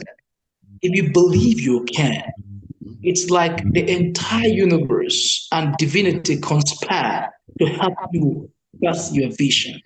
And I like maybe because again it's the way I'm partly wired. Whenever I'm consulting or I'm working with an organization to help them find solutions, anytime they say something like this is not possible, it somehow irritates me and gets me restless because I don't know how to imagine something not being possible under the sun. I'm like, there must always be a way out.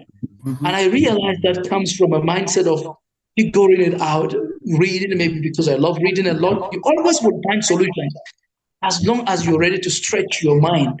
But anytime you are focused on the problem and what is lacking, it magnifies the point that it blinds you to realities beyond that which is immediate. I constantly tell my wife that when you're thinking about life, do not always think about what you lack. Consistently think about what can I do with what I already have, and how can I increase that? How can I stretch that further in order to create solutions? I remember when I was this was how many years ago when I was like, okay, I'm checking out of the university for good. I'm not gonna continue lecturing. I don't see myself and my destiny in this. The first thing that will hit a woman, understandably, is financial security. And I'm like, in my vision, that is about the list of my worries. And I struck out, and to the glory of God, I think about the first year of striking out all and beginning these consultancy things. I think a couple of my projects, in fact, one of my projects was more than my annual salary. Because that was not a target. Where I was like, and over time in the last few years, is like the best decision I made was to have left the university and focus on developing capacities, building teams, and finding solutions to organizations. And I have had to read a lot more, certainly, than what, because everything I read in the university has nothing to do with what I'm doing now. So, but if I had been bent on saying, if I live, I will die, this Nigeria that you are not sure of anything, but I have this level of certainty in my mind. Once I'm convinced about where I'm going, nothing holds me back. Even when it looks like it's a suicide, once that conviction is there, it's like my mind opens up to seeing things that people will not ordinarily see at the moment. But I believe it will work, and then I just hold on to that dream and do the best I can. And especially between these days, I realize that between like my assignment I did, you said only 3, I was 1, thankfully. I realized that when I was weeding out of my life things like social media and how they take my time, I can't tell the kind of value I got from my 2-3 hours before I sleep alone, without my phone, just my pen and my book and light to write. The meditation is something else. It's like ideas drop from nowhere, and I go to bed a more satisfied person because I know that I'm waking up to something new. So it's about that. It's the mindset that has to change, not the environment, not more money, not more resources. It's the mindset, because once the mindset changes, it attracts everything that is relevant to the accomplishment of the vision. I don't know if I've overshot. Thank you very much for that. Thank you. You've said something. Thank you so much for that. Yes. Now, okay, I think Pokis have said anything. I'll leave it at what Poki said, because he brought out the things I wanted to say. So thank you for illustrating with your own personal life, because that brought it out very well for us. And I hope that communicates. So we said complacency is a rebellion against your divine design. And this one of the things that we have to grow out of, because the environment we are raised in encourages that. Encourages it. And telling us to, one of the phrase I want to bring out from what Poki was sharing is the trap of acknowledging only what you don't have. Acknowledging and magnifying what you don't have. It blinds you to what you are supposed to do with what you have. Because you can't even see what you have. Anyway, what Pokey said is recorded. So you can go and listen to Pokey's illustration with his own life. And then compare with what we said about that guy that doesn't have hands and legs. Because you might say Pokey has hands and legs. It's interesting what he talked about his own life. That guy that doesn't have hands and legs, and there are two of them we shared. The other one that doesn't have hands and legs, we think is really bad because it doesn't have hands and legs. But the other one that has hands and legs is paralyzed from neck downwards. So he can't use can't use his hands, his leg, can't use anything. And yet he managed 15 massive redesign projects in 11 years after he got paralyzed. What was the difference? The mindset, sir. That's why I say go and listen to Pokey, because even though you might say Pokey is in a way, you went to university, you're working in university, you have money. And she told you that when he was about to leave, his wife, honey, where the money going to come from? Security, financial security. Which is normal, you know. But he left not knowing where the money is going to come from. Yet the money came. Greater is he that is in you than Hallelujah.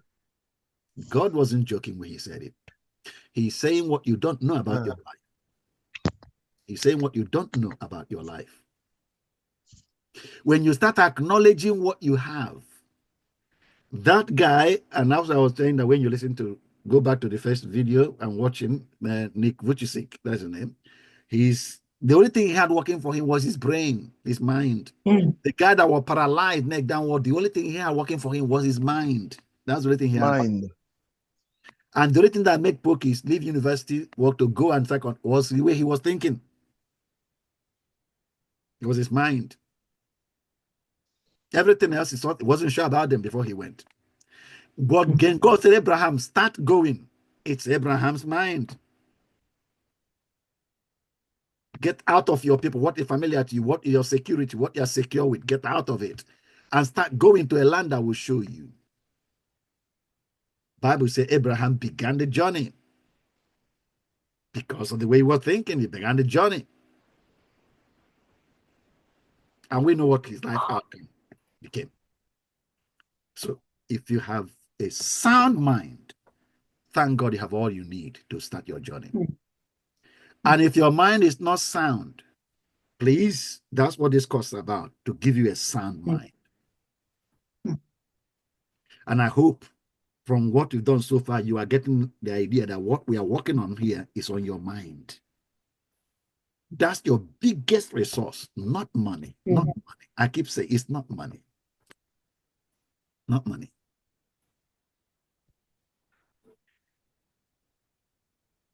If I have money, you know what I'm going to do with my money. And of course, I've told you guys what I'm going to do with my money. For some of you, I'm not going to give you money.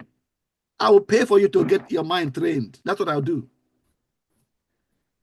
After this, I don't mind. I said that, but those of you that I see that are really serious and want to go for, I will pay for a residential training for you. I will pay. You go there and get your mind bombarded the more.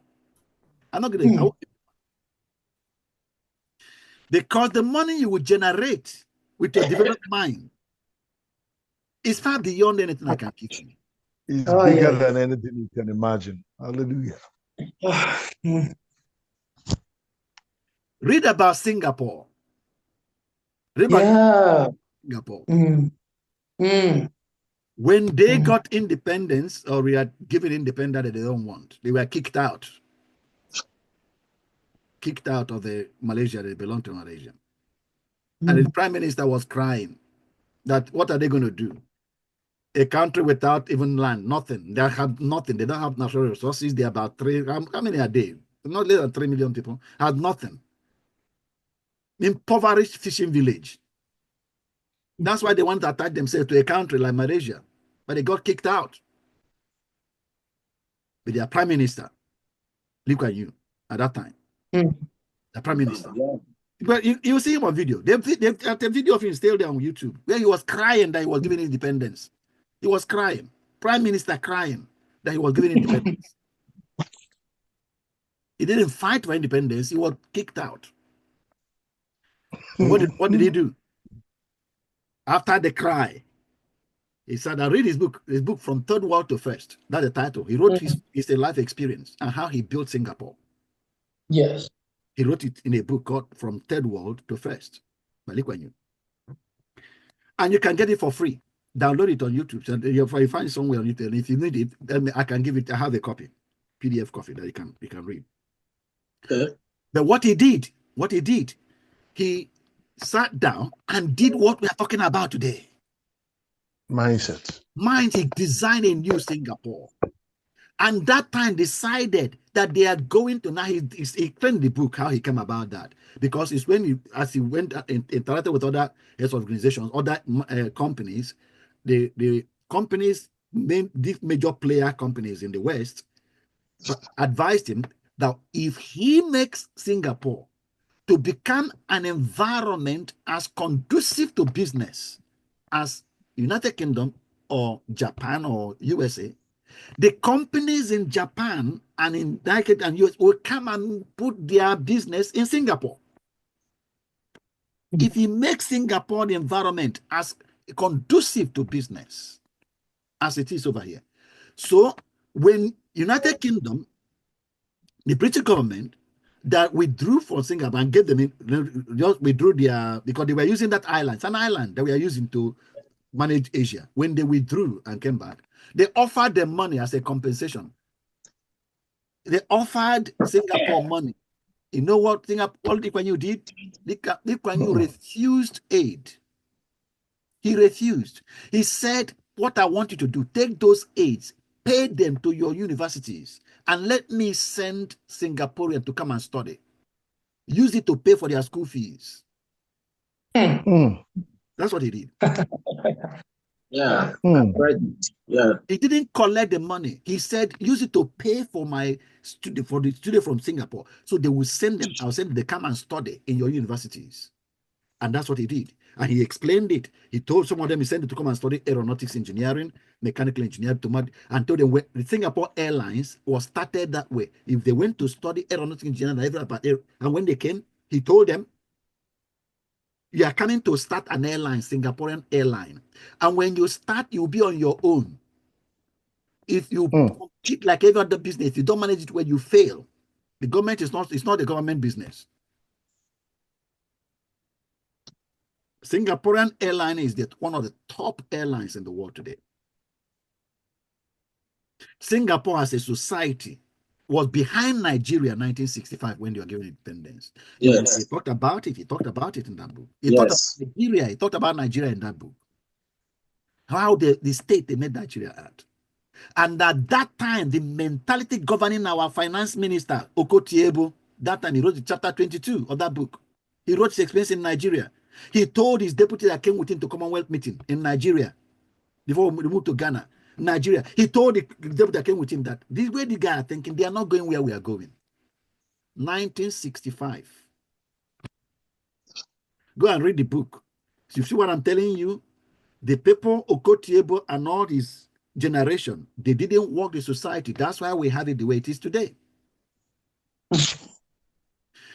The Lee Kuan Yew that was in the same generation worked Singapore.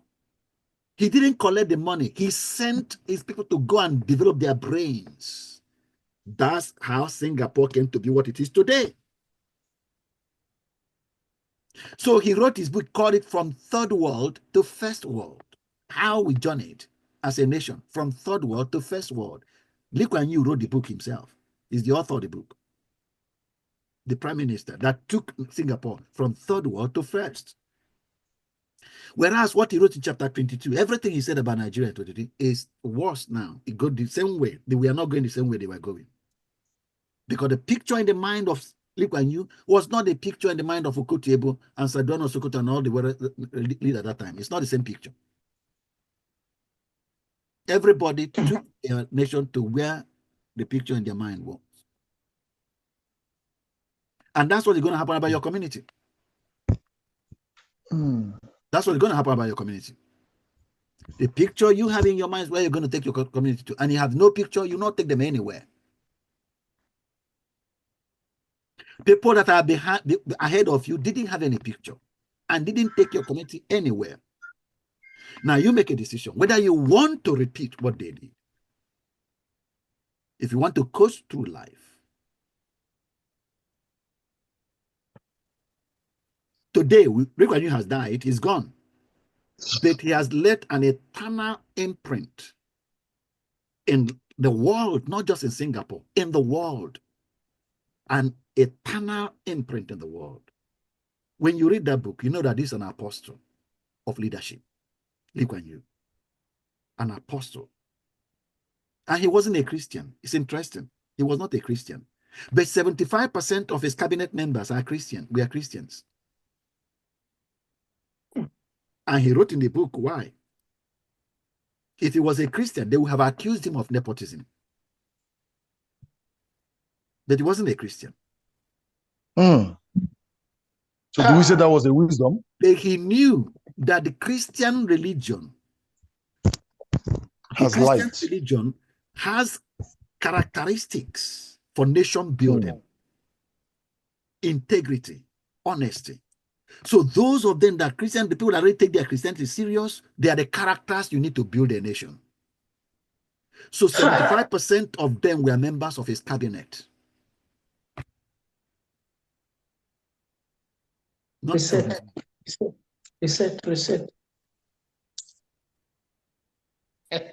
So he did what we are talking about. Read the book. One goal achieved, immediately should conceive another next. I think our time is far, far, far gone. I think the last one in this part, it's to mobilize a tribe of builders. Mobilize a tribe of builders. Isolation kills vision. Surround yourself with those allergic to stagnation. Those that don't like stagnancy. Surround yourself with those who want to create something. Builders, I want to build something. Challenge your church. Who here will build a better Nigeria? Stand up. Let that be your altar call. And did you see that line there? Now commit to one act this week. Like I said, don't wait to the end of the course. Find something to do that demonstrates what you learned. A new mind you got. Leverage groups. Turn WhatsApp groups from gossip hubs to accountability circles. Share daily progress on projects. The final charge.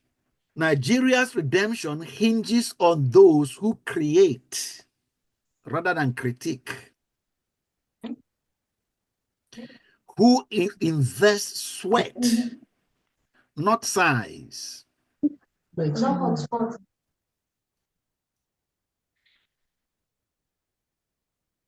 You are not called to mourn a broken system, but to become the system.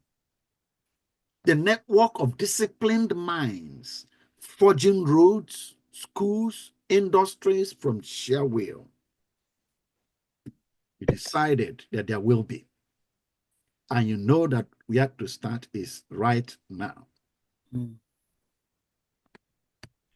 Today's question, what will you stop doing to reclaim time for what you were born to start?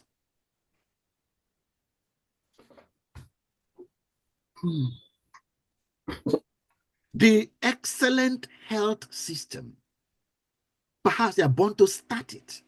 It's a system. You start it. But right now, you're too busy with other things. You don't have time.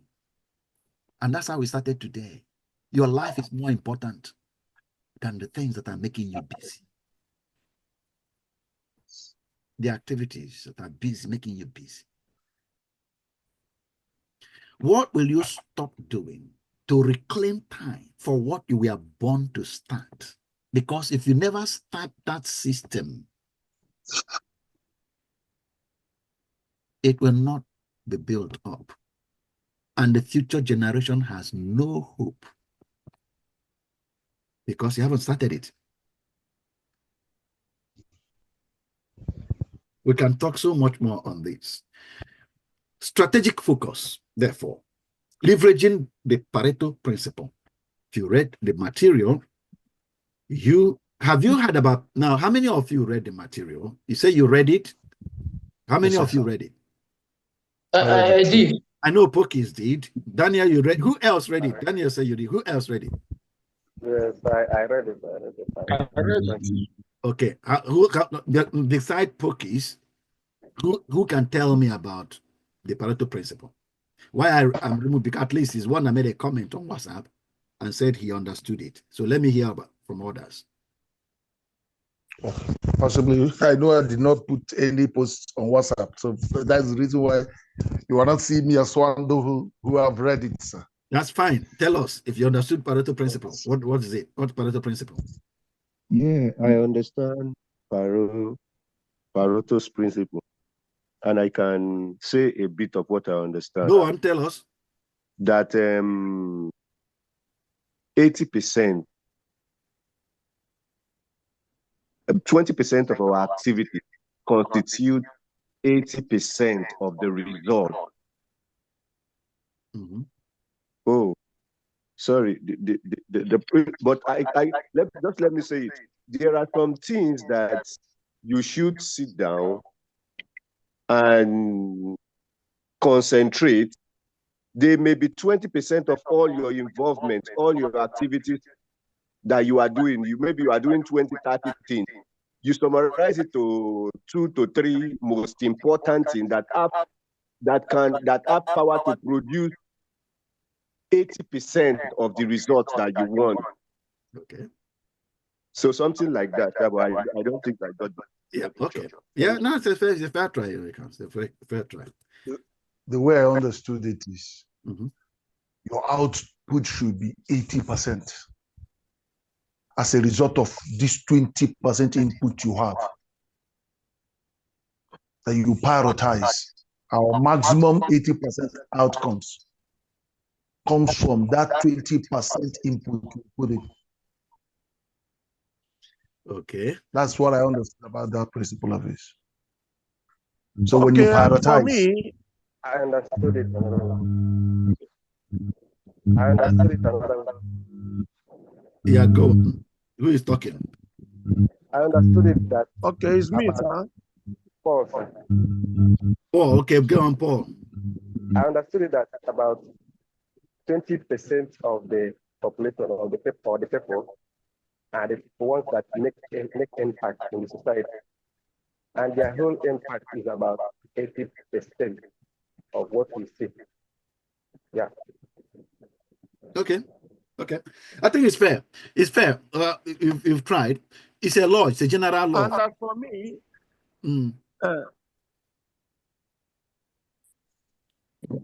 Ben, are you talking? As for me, it does not take everybody to make a wonderful impact in a society. That 20% of active and serious-minded persons will make a great impact and change in a society. And the outcome of those changes will be so wonderful that the 80% will not even be able to be traced to it. That 20% impact. And what is it encouraging? It's encouraging us that our little effort can go a long way to change a situation. Okay. Now pay attention. Okay. Now, pay attention. Everybody pay attention. This is not a preaching message. This 20% thing is not a church thing.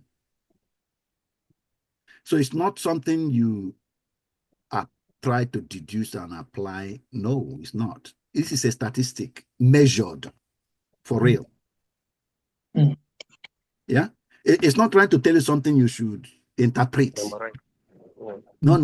It's not that. It's telling you a fact that was measured, scientific measurement. Pareto is a an economist. Sorry, where does it come from? I think it's a European. He's an Italian economist. An Italian, yeah, from Italy. Italian economist. Yeah. He actually measured things, several areas of life, And what they're telling, what he's saying here is after today, go and check it in your church. See whether it's true. But they're saying that, like example that I've in the picture put there, interview questions. He's saying that when you prepare for interview, and then when you actually go for the interview and they ask you questions in the interview and you answer them and come out, you observe, you will find it, you'll see it, that out of all the things he did in preparation to the interview, 20% of the things you prepared were helpful to answer 80% of the questions you were asked. So you will see that that's what happened. And then 80% of all the things you were doing for that interview only contributed to answering only 20% of the questions you were asked. That you are going to find this. He checked it with vehicle manufacturers and find that when they manufacture their vehicle and their vehicle have faults, they record where the faults are coming from. So later they looked at the statistics and found that the faults in the vehicle come from only 20, possibly, because usually what happens is that for any fault, they sit down and say, what would be the various things that could cause this problem? If you have a motor mechanic, they will tell you that's the, if you say, I haven't this sound in the wheel, so it could be this, it could be this, it could be this, it could be this, it could be this. So various things that could cause the problem. So they found out that out of all the possibilities, that only 20% of them were causing the 80% of the problems themselves. So 20% causes, we are producing the 80% faults. He said, if you check it in your church, you will find that in your church, that 80% of your activities, only 20% of the people are carrying it in your church. So you can check it. You can check it in your church. And for all the people in your church, you find that 20% of the people, if you have 100 people in the church, 20 people are about 20 people are responsible for 80% of what your church does. They are the ones that volunteer, that do things, you call them active people. You will find it. It's not something to interpret. It's just there. That's just how things are. Yes, it's real. It's real. Okay, it applies in every work, every area of life. So if you become aware that this is how things are in life, what do you do? Since you know that 20%, prioritize.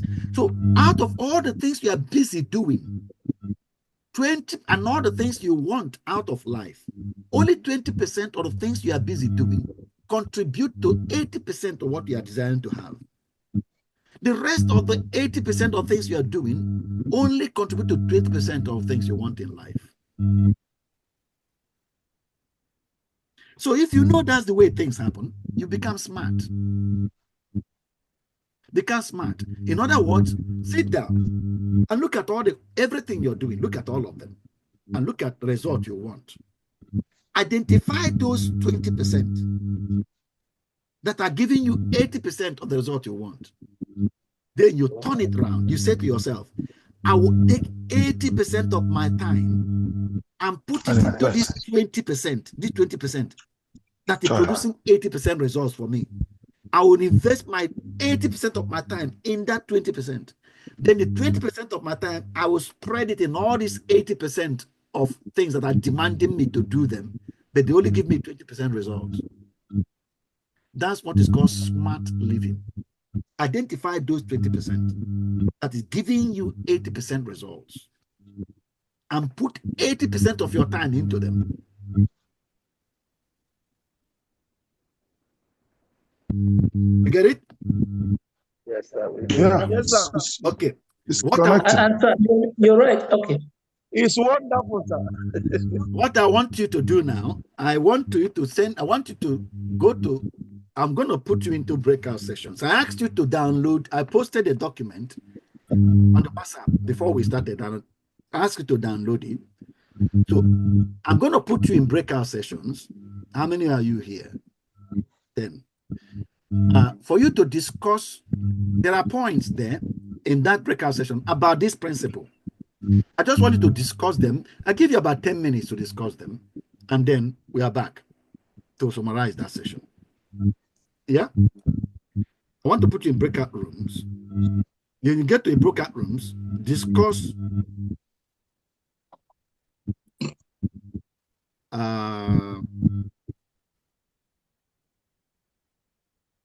now, I don't know whether everybody here is. Are you all here? Femi, are you here? Well, I'm here. No, Femi, are you here? Because some people put I'm here, sir. Okay. Chukwuemeka, Henry Okafor, are you here? Yes, okay. Yes. Okay, you're going to be two in each. So when you get into your breakout room, open that document and discuss the points in breakout session one. Yeah? Those documents we downloaded, how do we get them back? How do you get the documents that we downloaded? I don't know how am I going to locate it now? You should minimize your and then click on the document. For us not to waste too much time, get to your print. If you don't have it open, if your neighbor, your partner has it open, just discuss. You read out what is supposed to be discussed. Okay? I'm sending you to the rooms now.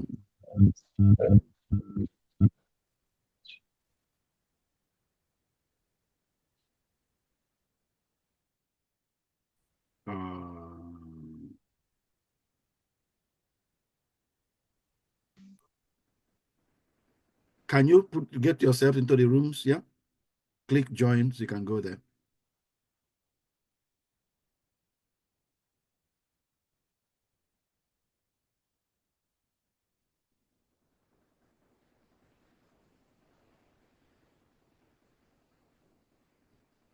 Ben, can you click join so you can go to the room? Yeah.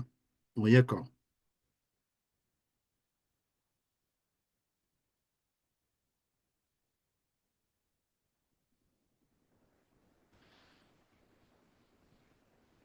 Oyekon, where are you? Okay. Oyekon, you are still here. Room 3 asks for join breakout. Okay. Record. Are you the only one here, David? I'm the only one. No. Okay. I think there's a room that has 3 people in it. Let me go back. I will go back and send somebody here.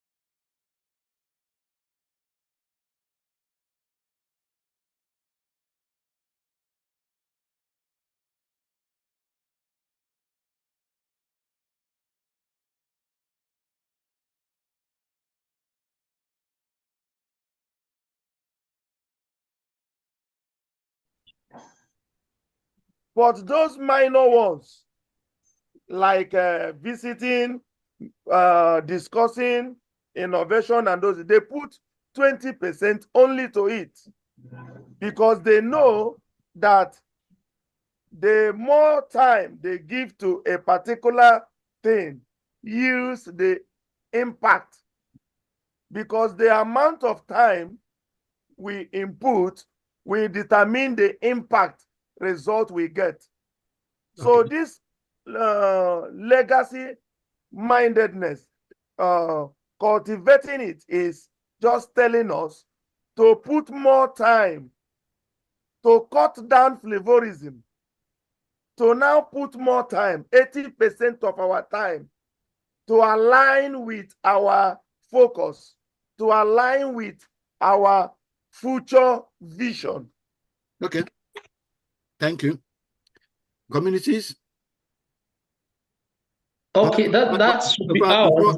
Just before then, the other I want to mention here, particularly for us in Nigeria today, is the issue of teaching children. The last line there says, replace rote memorization with problem-solving projects. Now, these are something, again, I mentioned it earlier during the time of the slide presentation. The schools may not be paying attention to this. The fact that the mind of your kids is not being developed. The schools may not, I understand many schools in Nigeria don't pay attention to that now. No, yeah. So, in fact, throughout, right up to university level, no one pays attention to that. Okay, and it's your responsibility. If you don't build up the mind, if you don't cultivate the mind of your children, that's part of your garden you are neglecting. You're neglecting it. You can't leave the government to do it. The government don't care about the brain, your child's brain. The government don't care because they are not. It's a platform. Unfortunately, people that are occupying that platform now don't have the mind we are talking about today. They don't have that picture in their mind. They're not trying to create anything in the society. Therefore, the brain, your child's brain, is at your mercy, at the mercy of your decisions. You must take full responsibility. Your child will pass 5 years, take 6, 7 years. He will not come back. They won't come back to those years. They will be stuck for life with undeveloped mind. They will pass through, go through primary school. They will just get the certificate. They pass through secondary school, university, but they are stuck. They are stuck in life. So you must take that very serious. Organize, make sure your children's mind is being developed. That is the only tool they are equipped to function in the physical realm, is the developed mind. So pay very serious attention to what is happening to the mind of your children. And of course, every child in your neighborhood.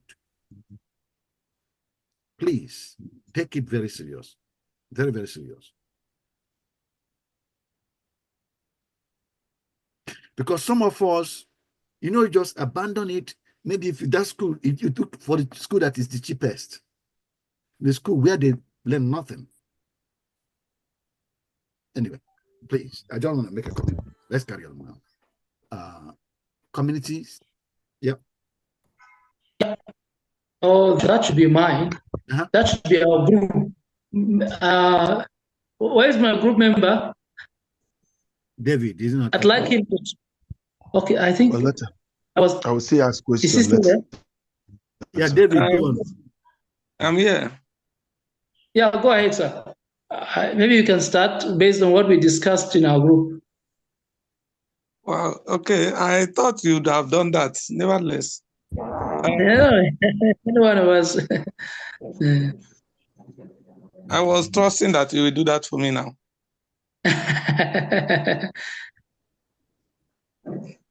You talk. I will add something to it. They want to hear what we discussed on the issues we raised in our group, as we focused on the issue of salmon. David, go on. Pokis have talked a lot. I want to hear. We actually prefer to hear your voice than Pokis. Okay. For me, I didn't talk much, but I only gave him a sample of what I have done. Right. That helped.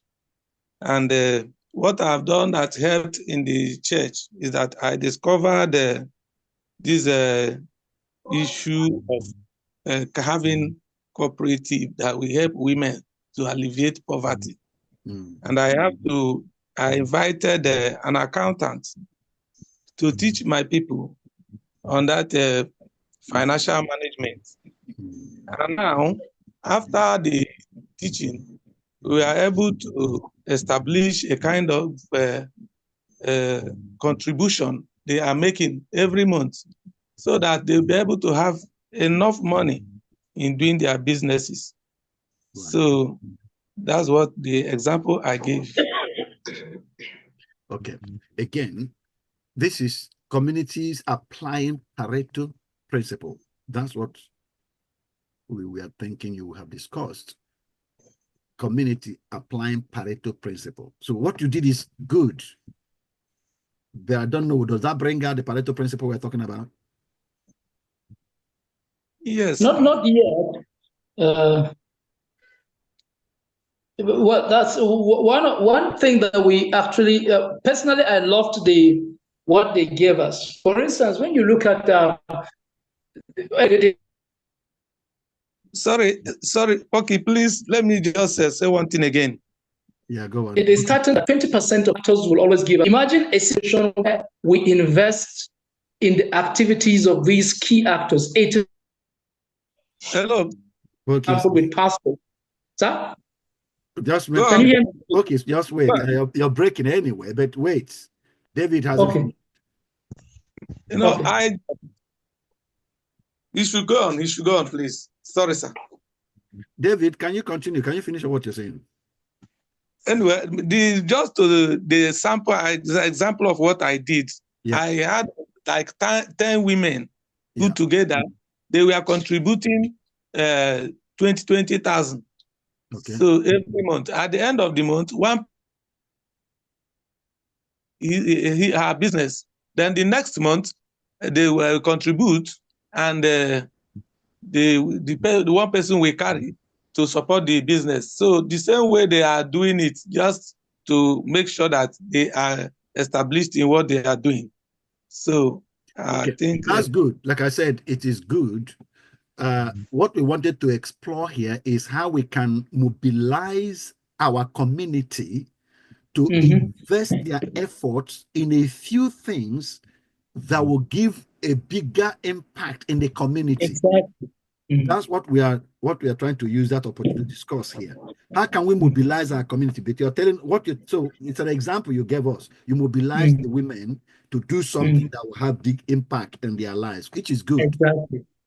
It's good. That's a good one. And now, Pokis, what do you want to add? Yeah, I was just saying that, for instance, when you look at the example we even have on the slide here, instead of just preaching generally on how people should live and how they should live righteous lives and all of that, what if the preparation of the sermons are targeted at equipping people with cognate skills, maybe civic responsibility, looking at financial literacy, conflict resolution. People have skills that they can use to solve problems, and maybe people go ahead and launch things as a result of those teaching sessions in church. It will have a greater impact on society than just preaching generic sermons.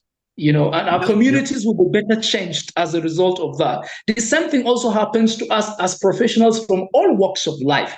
If 5 of us come together and we can repair maybe a 1 kilometer road, imagine if we invest more in a number of us coming together. Before we realize we have repaired several kilometers in our communities, and the change is greater. So whatever it is we will do in its smallest form that gives us the greatest impact, now let's increase the percentage of the time that we would have dedicated to that so that we can get a greater impact in society. It's because all of us are busy. And I'm sure that all the people in your community are very busy too. Even if they are busy sitting down in the pub talking with their friends, that's also business. They are busy. Yes. Okay, but mobilizing them and bringing their times and focusing it on a few things, just a few things. So go back to the church, and my brother mentioned the example he gave of what he's doing already. Good, bring them to one thing. All of the business, the women here, their businesses are going to thrive. That's a focused effort, a focused direction, and they was mobilize them and show them how to make that prosper and thrive. I remember we are going towards a systemic change, not a temporary fixing of a problem. So it's something that you put a system that it is now happening. So let's take a brother's example of mobilizing women to make contributions, that they would use to support each other in their businesses growing. And it becomes what they now do. It's a system that spreads from the church. Remember, I said to you that there's no church in the Garden of Eden, and there won't be any church in heaven. The church is a... So may I just add something to this issue of the communities? Yeah, I'm coming. Let me finish. Yeah. So the church is a platform. So these ladies that come under your governance, under your leadership in the church, they become your tool. And of course, you mentioned it earlier. They are your tools to change the society. Your tool to change the society. So whatever you were able to start with them, that's a starting point. If it is this supporting themselves financially and find a way to lift up their businesses, they start with them and then begin to spread to cover the entire society. Because the church is a platform to change the society. That's what I was trying to bring out earlier. Okay. What do you want to say else, Pookie, before we move ahead? I felt like this issue of the communities is actually more critical. I just wanted to add this to maybe for the pastors in our midst. I'm not a pastor, but I get involved a lot in church things. I think the generation of my generation and the younger generation is actually becoming indifferent about the issue of church and religion. And the reason is that generic teachings, live holy, pay your tithe, and all of this, life will be better for you. Now they are making the money. What should they do with the money? But I think that if teachings are more focused on these issues of solutions, launch an enterprise, go clean up the street, mobilize your friends to do this and do that and do that, I think that will be more impactful for our communities and our societies across the nation than just these generic messages of holiness. And I'm not saying these things are wrong, they have their place, but if more attention is focused on engaging them, these boys and girls and these nowadays are reading things, are connecting to technology, that sometimes most of the generic teachings in church have no relevance to their daily life. Because of that, they are becoming disenchanted and disconnected from the concept of God and church, as important as that is in everyone's life, that you need God in your life. But I think that if it is tailored to the issues of challenges in society and how they can come in and solve it, I think a lot of the younger generation may be more interested in following God and seeing the fact that truly the church is a platform from which they can be equipped and built and serviced and go out there and transform their communities. Okay. Thank you. Cut waste. Replace lengthy cultural meetings with 15-minute strategy. So all we are talking about focusing your efforts to a little few things that generate massive results, bigger results than the generality of things you do. Okay. Daniel. So I want to take us back to what we discussed, or that is the angle where we were giving. These are family, cultivate legacy mindedness. Yeah. Throw more light on that, sir. You know, in terms of using this Pareto principle, yeah, in bringing a family to have this legacy mindedness. If I am right, I'm understanding this family mindedness or cultivating legacy for the family. Is it mainly investing in the mindset of the children? Should that be what should be a family legacy? If there are others, can you help bring it to light, sir? Because I'm really open to some things here. The second part, first of all, there are two parts in that segment. First is structure your home for impact. Good. That's the first part. And there are 2 points mentioned there where you should put 80% of your focus and where you should put 20% of your focus. Just the home as a general home. Structure it for impact. Let the children growing up become conscious that they are here to impact society, to change society. But let them see it because of the way you structured your home, what you do as a family together. Let them see it as an example that that's where life is. My children growing up, I know there are many things I could be doing, but my children growing up, they saw me. I go on mission. I come on mission trips. I come to Nigeria. I go to other parts of Africa on mission trips, and they began to think that's what you should do with your life. You know, they begin to think. As I grow up, I will do something that my son said during the presidential campaign. My son was saying Peter B. Wins that he's going to move to Nigeria. He's going to live in Nigeria. he relocated to Nigeria because among their own age group, they discuss about Nigerian politics and other things. So what they see happening in the home, the way you are handling, if I'm growing up, I have a passion for football. They have a passion for football. And all I'm following Arsenal and Manchester, and I'm thinking about how to live in Greece and all that. That will become their way of life. So my data is about to finish. I'll be logged off very soon. Okay. Just to let you know. Okay. So but the second part is this: children, teach children. That's the second part, teaching children. And particularly, I said, replace rote memorization. The way the mind of the child is developed, replacing problem-solving projects. Okay. And it's a specific one, and I decided to emphasize that because it's a problem, major issue in Nigeria right now with the decay in education. Parents must take serious responsibility for the development of their minds, because your child is going to compete with the same child that is born here. My children are born here. They are born here. And many other kids that are Nigerian children born over here, they develop here, their mind are developed here. And if they come back to Nigeria, your children will be second-class citizens. If their brain are not developed, they will be second-class citizens. Wow. So you can't abandon the mind of your children to what the education system will give them. You have to help them. Because when they become adult like you, there are some things you are struggling with right now yourself. And you sometimes something thoughts come to you, you know you're struggling with it. Your brain is struggling with it. You have to put more effort to make your brain think, come up with ideas. You have to struggle to come up with ideas. If you want the children to do better, you have to give them better background. Very important. Very, very important. I can't emphasize it. So if I'm getting it clear, family legacy should be one, cultivating the mindset of his children to a standard that they compete with the world out there. Well, it's still a legacy though, because legacy basically is something that you do that lasts long.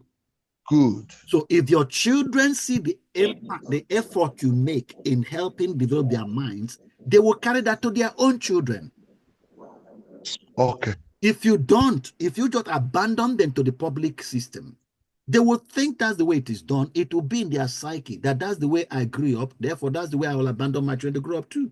You are forming a legacy. The way you're handling your children, you are building generations from the way you're handling your children. You know, there is this family I know, sir.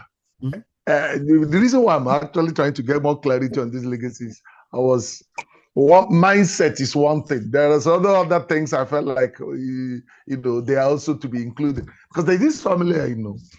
Everything about their life and whatever they have done in their children has nothing to do with formal education. It has a lot to do with the business, sir. Everybody grew out of that business, and they are in different places now replicating that business. Because that's whatever you do with your children is legacy. Whatever you do with them is legacy. Thank you. You either deliberately choose what that legacy will be, or society will choose it for them. So we are saying, just become conscious of it, that your children, you are building a legacy. Whatever you're doing with them, you're building a legacy. If you abandon them to raise themselves, they will take that into their own children. They will think that's the way life is done. And there are people that do that. They just focus on their go to work, come back. You want food, take money, go and buy food, and they leave themselves. I just give you food, I bought clothes for you, and I'm giving you food. They don't think about the development, the cultivation of the mentality of children. They don't think about that. And the children will grow up like that, thinking that's the way families should be raised. They will do the same thing to their children. If you pay attention to their development, they will think that's the way it is. If you mismanage money, don't be surprised if the father is a drunkard and the child grows up being a drunkard too. You're not surprised. It's an environment. But of course, those things can be broken. But let's move on to the next.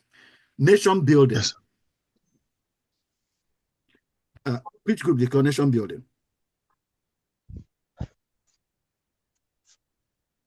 It's our group. It's Paul. Where is he? Paul? Paul is not here. I'm here, sir. Oh, Paul. Okay, then Paul, go on. All right. We discussed the nation building in relation to education and getting the diasporans to assist.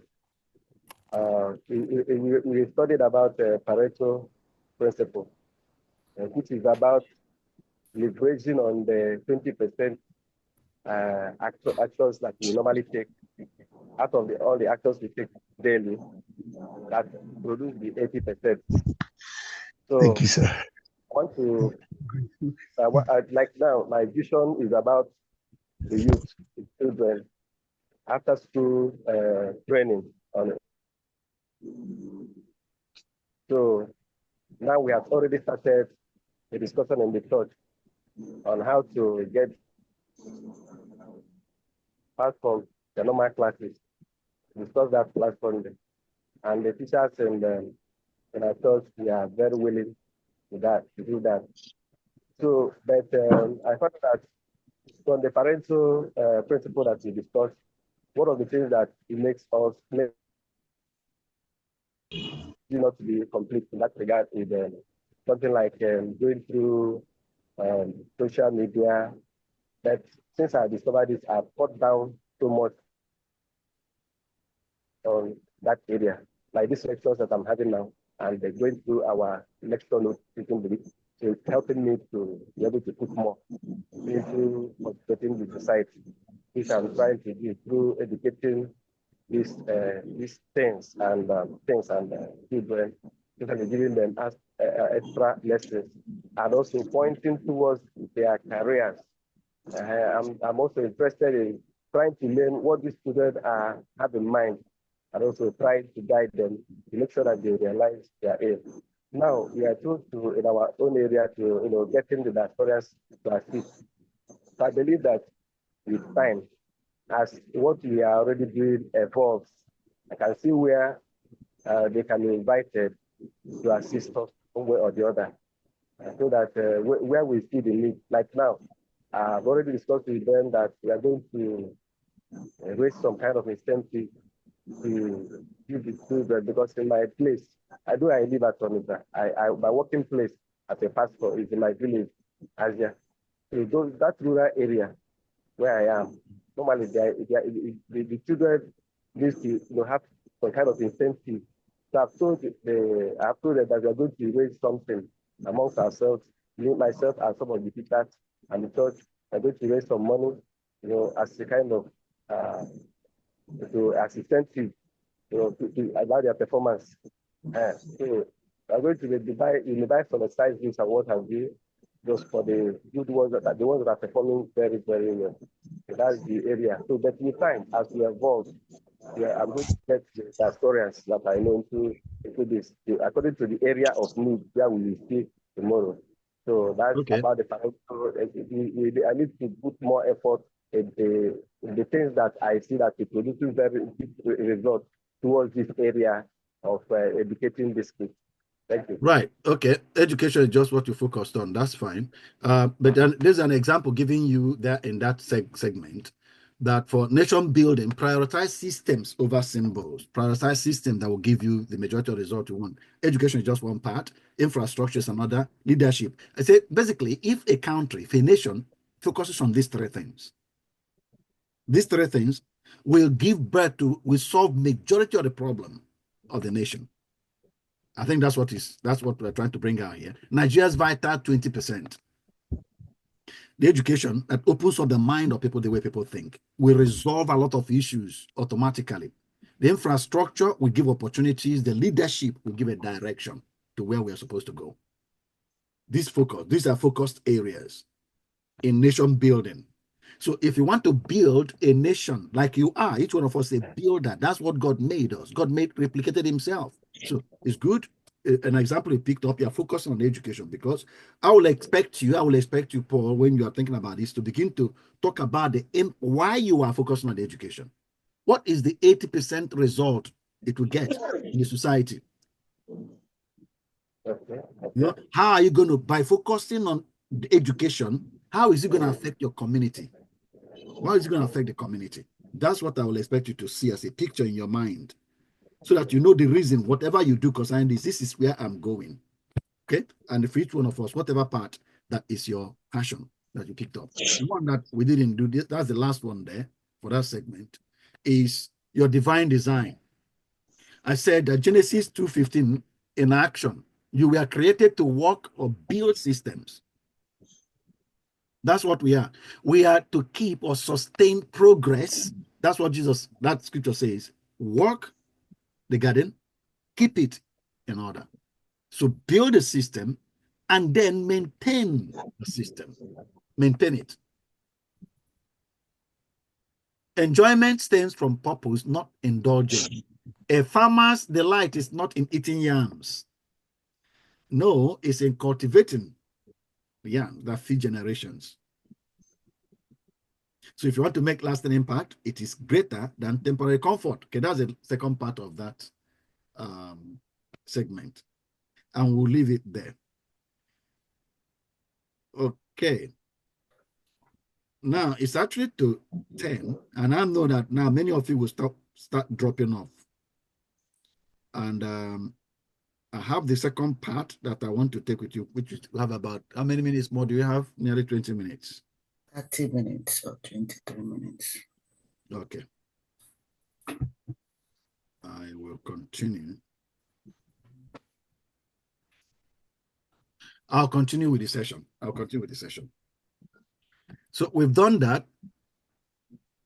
Final call for Nigeria's greatness, it hinges on those who focus 80% on building and 20% on breathing. Please, can somebody tell me what that means? What do you think he's saying? Focus 80% on building and 20% on breathing. For me, it would mean that you focus 80% of your time on what will give the greatest possible result of transformation and change in society. Mm-hmm. And then 20% of your time to relax and rest and hang out and connect to society, be as sociable as you can be. But 80% of your time. So for instance, I would imagine that for myself, who is committed to seeing transformation in young people, practically every day I should be reading something that builds my capacity to explain things better to them and ensure that I have structured ways of helping them launch out the enterprises and the startups. I should be collaborating and connecting to the people that can assist me in that. I should be getting to talk to people who critique my way of looking at those things. I should be building the synergies and collaborations and networks that are relevant to seeing the youth walk away from docility and laxity to taking ownership of their own destinies. Those things are supposed to preoccupy my activities, and my business should be thriving. I should be networking to ensure that I raise the finances that I should put into that. And then by the weekend, if I've spent 5 days doing that intensively, I should be able to have some time to unwind with family, with friends, and then connect more and all of that. So that will be 20%. So, but 80%, which will be a lot of work. Obinna, careful. What you've drawn there now, if I don't stop, that will carry on in every slide. So I said, be careful about putting things on this, trying to draw things on your screen. I have to stop now, otherwise that will carry on on the next slide. So I have to restart my sharing.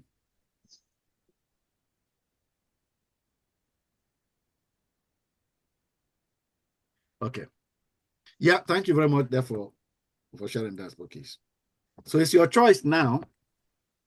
Your choice is to spend life chasing fleeting joys or invest 80% of your days forging legacy, things that will last beyond you.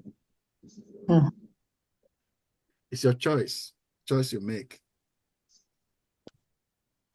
Now, life currency. If I can talk to you briefly on life currency with the next 20 minutes left. Spend life on distractions and you bankrupt your future. Or invest it in legacy and you immortalize your purpose. Now, I said earlier, you are cultivating legacy, particularly in your family setting, whether you know it or you don't know it. And when we mention do it on legacy now, we mean determine what legacy. Because whatever builds into the subconscious of your children, that will become their lives as adults. Just like what built into your subconscious when you were in your dad's house, right? Your subconscious right now, driving your life right now. And some of them that you find that are negative, you are trying to overcome them. You know, you have to study now, develop your mind more so you can break off them. Sometimes we call them generational curses. There are no curses at all. It's something you have to grow out of. Your mind needs to develop. You think differently from the way your parents were thinking. To wield this truth, life is an exchange.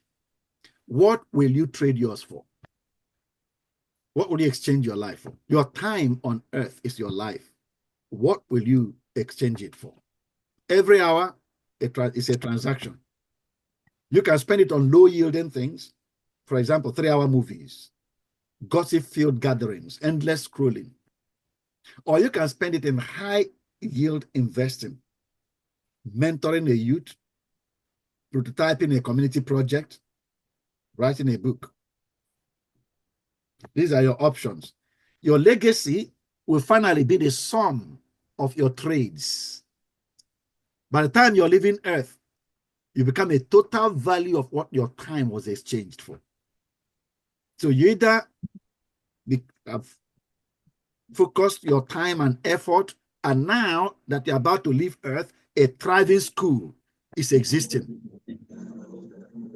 That's what your life has been, your Earth journey has been exchanged for. A thriving school is there, existing now, changing, transforming other minds. You have put a system, a reformed system in place, or your stay on Earth cannot be accounted for.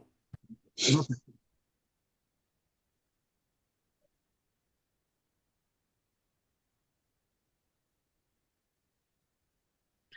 Question there, what will your life become? You know, many of us here are adults.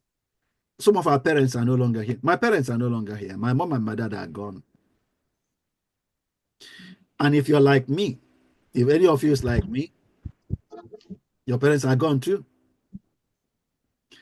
Reflect back. I normally think back to my dad's dad, the father of my father, my granddad. Is there any sign in the village around that he was ever here?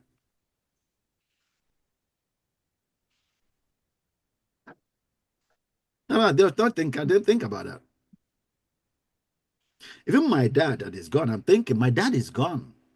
Besides me that bring him up, is there anything people that are born to my cousins, their children are born after my dad is gone. In fact, I think about even my own granddad, my maternal side, that I just briefly saw him before that my mother's dad, my granddad.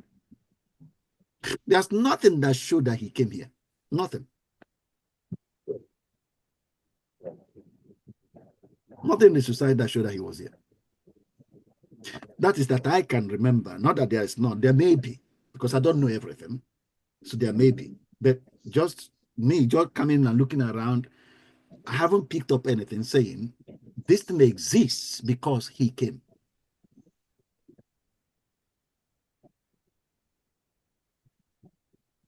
And you don't mean that the society had not been fixed, that there was nothing for him to fix. But just like many other people of his generation, everybody was focused on his stomach, and he made sure that he ate and provided for his family. That was just what the focus of everybody was. And so they come here and enter the garden, look for fruits to eat. And then the one they plucked left, that's what we are trying to pluck from. Are you surprised that people, they're getting into the government, they're talking about the national cake, the food that is there to eat. You're not talking about the national garden. I'm talking about national cake.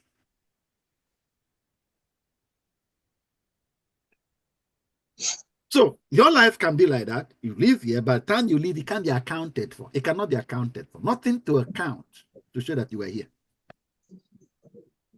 I mean, as soon as when you go, your children, your immediate children may mourn.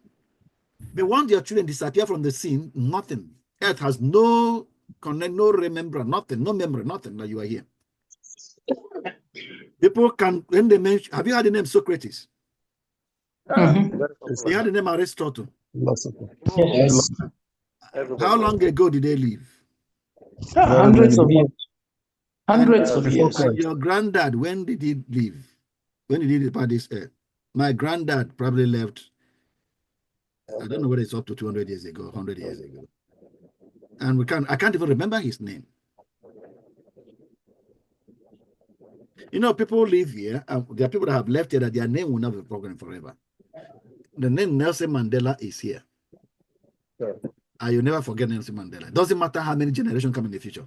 Nelson Mandela's name will not be mentioned. Do you remember the woman that gave a mite and Jesus said, this thing she did?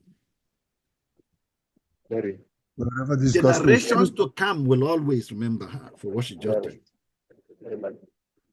It just altered the system of life. By just little thing that she altered the system. Because now she has laid the precedence for generations to come. And we say, talk about her. So how will your legacy be? Number 2 is ruthless prioritization, therefore, because of what we just mentioned, 80-20 rule. 80% of your day, build systems. Focus on systems. For example, a teacher creates a free coding club after school and pass 100 future tech leaders. The tech leaders multiply themselves. Sacrifice. Sell your second TV or cancel non-essential subscriptions. Limit religious gatherings to strategic participation. For example, hosting a scale workshop at church. Determine where your hours of the day go and what value they are creating for you, for your future, the destiny you came to fulfill in your garden. 20% of your day, then breathe, like brother said before, but with purpose. In other words, even family dinners can be discussing vision during the dinner. Short walks can be brainstorming solutions about what your life is about. Number 3, cut the noise, but keep the signal. Eliminate cultural traps. Funerals. We talked about it earlier. This is literally what happens here. What you see on the screen is literally what happens here. Honor the dead in 2 hours, not 2 days. 1 week, Nigeria. Nope. Nope. 2 hours from 10 to 12. We go, for those that are at church, we go to church by 10, have the funeral service from 10 to 10:30, 10:45, we proceed to the cemetery. Okay? By 11, have a seminar put in. So by 12, everybody go to their homes. Go. Sometimes we go from 12, by that 12, we go to reception for another 1 hour for eating snacks. By 3 o'clock, go back to your business.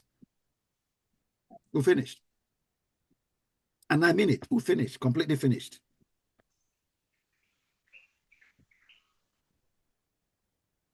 And it's very, very interesting that it is the societies that are struggling to survive. That's where they are holding this party for 2 weeks, 2, 3, 4, 5 days a week. However, they want a society that they are begging aid from. It's one that does it only 2 hours. Look, when you wrote it in that book I talked about, one of the surprising things that the nations that are third world countries, they come to their meetings, Commonwealth meetings, with Boeing jets, commercial airline. The president alone will own it and come with his entourage for a conference to beg for money to take to and build his country. From the countries that came probably on economic class or maybe at best commercial airline first business class. They come with their own private jets. But these third world countries presidents come on their not just private jet, but a passenger plane that made for a passenger to generate revenue for their country. They make it their president private jet to bring his entourage to conference to come and beg for money. So you think about that, where we are coming from. So honor, he said, cut the noise. Pareto principle, cut the noise and make more effective use of your time. It's your life. Your time is your life. Fashion, wear simplicity. Use savings to fund student tuition. Social media, unfollow noise accounts. Follow innovators, educators, builders. These are practical things that each one of us can do. Truth, distractions are enemies dressed as friends. The Nigerian Builders Day, a case study. And this is an example I put in the form.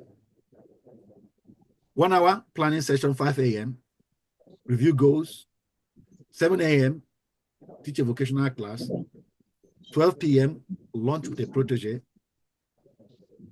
2 p.m. build a community project. 6 family time. 8 p.m. 30-minute learning. Reflect and adjust tomorrow's plan at 9 p.m. This is just a typical one. I mean, you can make yours. I mean, some of us, even my own timetable is not exactly like this. Mine stretches from 7 a.m. to 3 p.m. I'm at work because I have a full-time job. But after that, time is broken down and I have to account for what I do with anyone else. Confronting the low-yield mindset. Myth, I deserve to relax. Life is hard. Have you heard that before? Mm-hmm. Yeah. Mm-hmm. Rebuttal, it's a relaxation without purpose is decay. Is decay. A farmer relaxes after planting, not instead of planting. You are a builder and a creator of the new society. My God wants me happy. And we say, rebuttal, that joy comes from fulfilling purpose, not pampering the flesh. Your final tally can be at the end of your life that you attended 1,000 services, but changed nothing. Nothing. The society never altered. You attended 1,000 services, conferences, took notes, but society didn't alter one bit. The corruption never abated. It continued all through the time of your service attending. Corruption was still as high, getting worse. Kidnappers were just having their field day.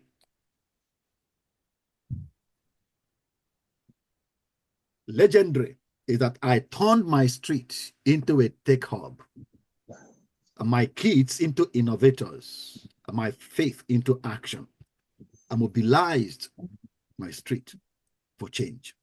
And we altered water access in the community forever. We altered health access forever. We changed something. I mean, I've gone to church only twice, but I altered the garden.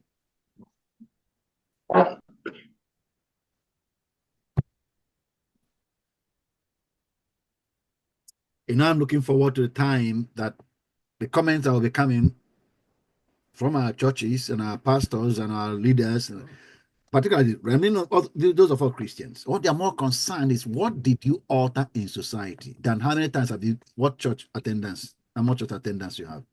Because I've never seen you in church. What have you altered in society?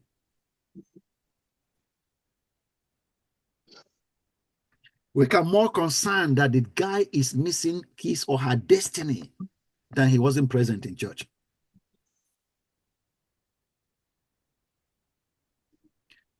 Act now. Today, cancel one low yield activity, replace it with one legacy action. And I said this week, gather 5 people, ask, what will we be together? Let's build something.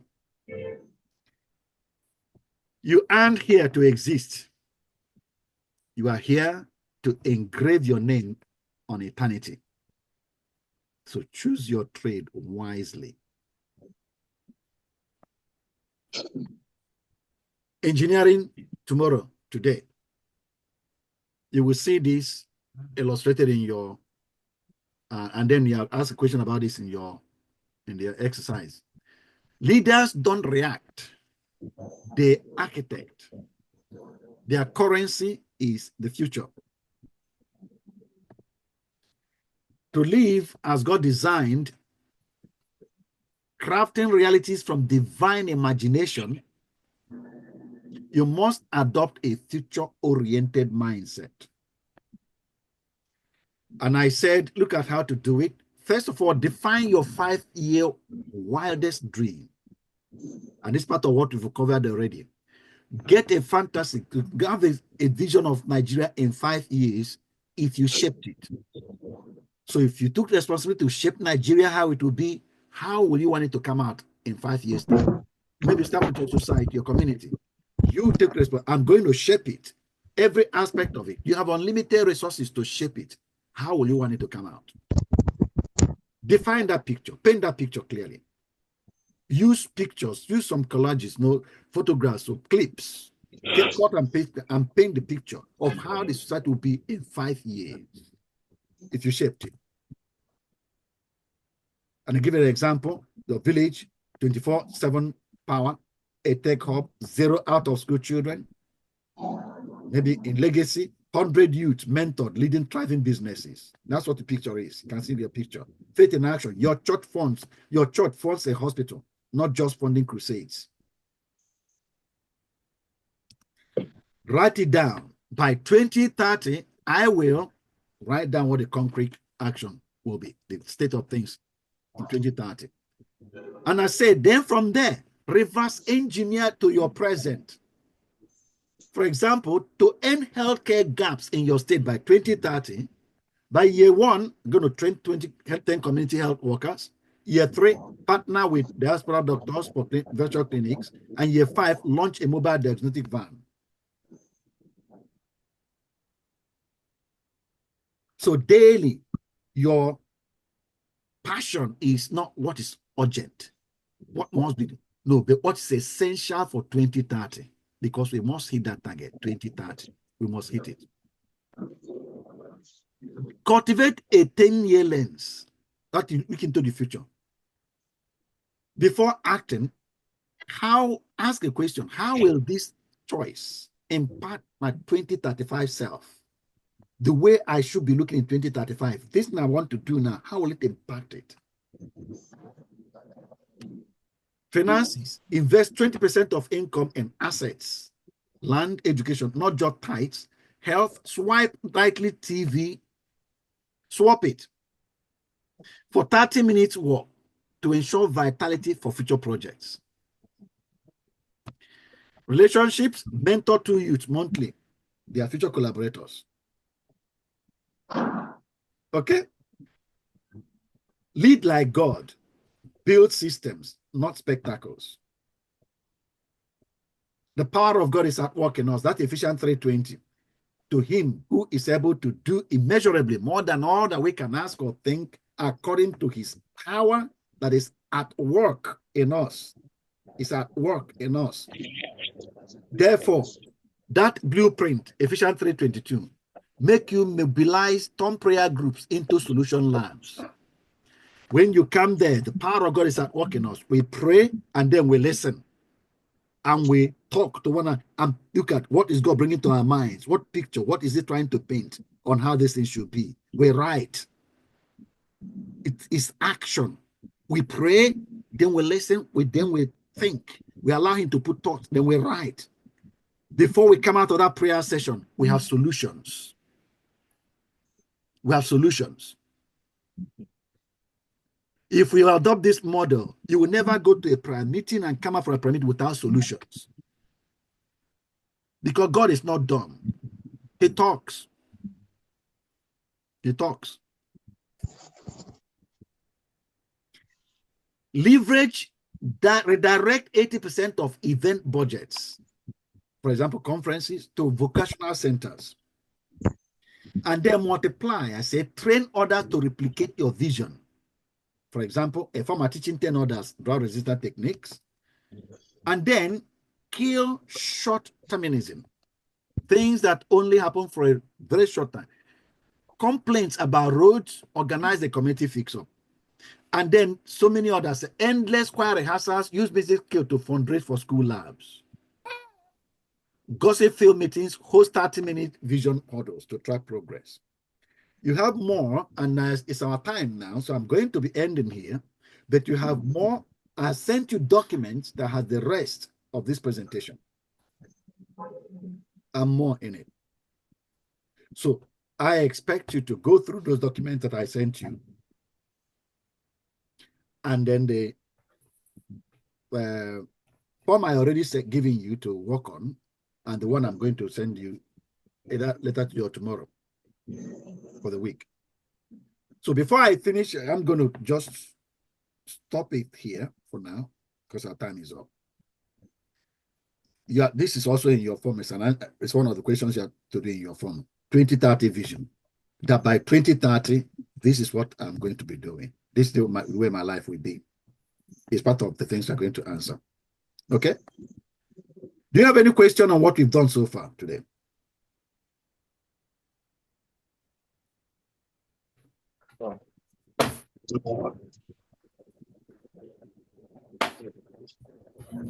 If there are no questions, I will end it here. And then we'll pick up next week, Saturday. Or within the week. Thank you. Thank you, sir. Sir, great. Bokis, do you have any? I'm trying to say something. Thank you, sir. Yes. I wanted to ask about two things quickly. Number one, the Vision 2030. In the assignment, I looked at the things I wanted to do, and then I felt like stretching it to 2035. Yeah. To accommodate.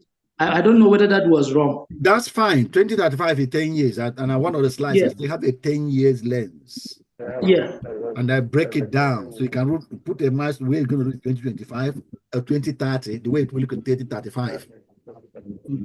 Now, you can start from 2035 and come down.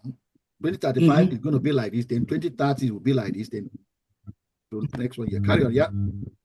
Okay, my last question. When it comes to engaging systems, for instance, what should be the wisdom behind what we do, especially those of us who are not in... What's happening with your video? I thought you had a video. Hello, sir. Go on then, yeah. I said, when it comes to engaging systems, especially within the church cycle, what do you advise those of us who are not, for instance, maybe pastors, but we provide some supplementary support to the leadership of the church in maybe like, say, venturing out on initiatives like brainstorming sessions and all of that? How can we do it so that it does not look like we are being rebellious or trying to change the way things are done in the church? Because I believe very strongly in these things that we have shared. I think that longer prayer times should be committed to brainstorming about issues. Yes, we can spend 30 minutes and strategically pray on the issues we brainstormed about as we see it practically in the Word of God. How can we engage the systems, especially in the church, where we have maybe a greater level of community relationship so that it doesn't look like it's rebellious? It's good you ask that question here so that pastors can answer it. Please, can you answer us, please? Pastors, all of you here. Yeah. So on a lighter mood, I know I turned off my video this time. Let me on it back. On a lighter mood, Broski, don't initiate anything that will make the pastor give you backseat. On the more serious note, because you can't change the system of the church into brainstorming, or the prayer section into brainstorming. The prayer is something outlined in the Bible we have to engage in. Peter and John went to the temple to pray in the hour of prayer, and they displayed, a number of things that happened there. So for me, I felt like it's something that has to start with me, bringing it into our leadership system now. Man, it's going to be a hook, line, tag. So. Okay, let's see another person. I think I have something to say. I think it is based on a pastor. We have quite a number of pastors in Nigeria. Let me say few that have adopted some of these principles. I could remember a time that I sat under the training of Professor Vincent Anibogo. He says something that Bishop Oyedepo had invited him for a personal training. You know, that's why if you watch out what that man is doing, okay, I said I invited him not once for personal training. So the man humbled himself and asked him to teach him some things that he has been teaching. Also, there's this man also, Professor Shegun, the owner of Onyesha Business School. He's a strong member of Winner Chapel. He said also that Bishop Oyedepo has also invited him for something like this also. So I think we have few pastors who have adopted this principle, like one of my mentors, Sam Adeyemi. I think there are certain things that he allowed his church to bring a lot of ideas because he is into training of leadership, and also what is my mentors of Blessed Munro. Okay, have yes. So when you follow when you have been following them, you see that most of them they have such a. But I understood what Dan said. We have some churches that they won't even allow you. You know, sir, I love this question because it is something applicable to me, who is in a private university. Okay, and I used to say personally, let me say it. I want to be free. I used to say that the Yorubas, when it comes to education, they are better off in administration and management than the Igbos. You know, because I've done a little research on that. And most times the Igbos, we use the kind of system or ideas they are using in buying and selling and trying to run the educational institution. I've tried once. Now, you know that the owner of the school, sincerely, the man loved me. He always said that. And we are quite number. We are many. We are doing up to 20 departments. But I think I've been trying to make an impact. But there are some things that I've went to him. We sat down. I was trying to bring an idea what we shared. So I think whenever you will come, I think it's not everything that you answer.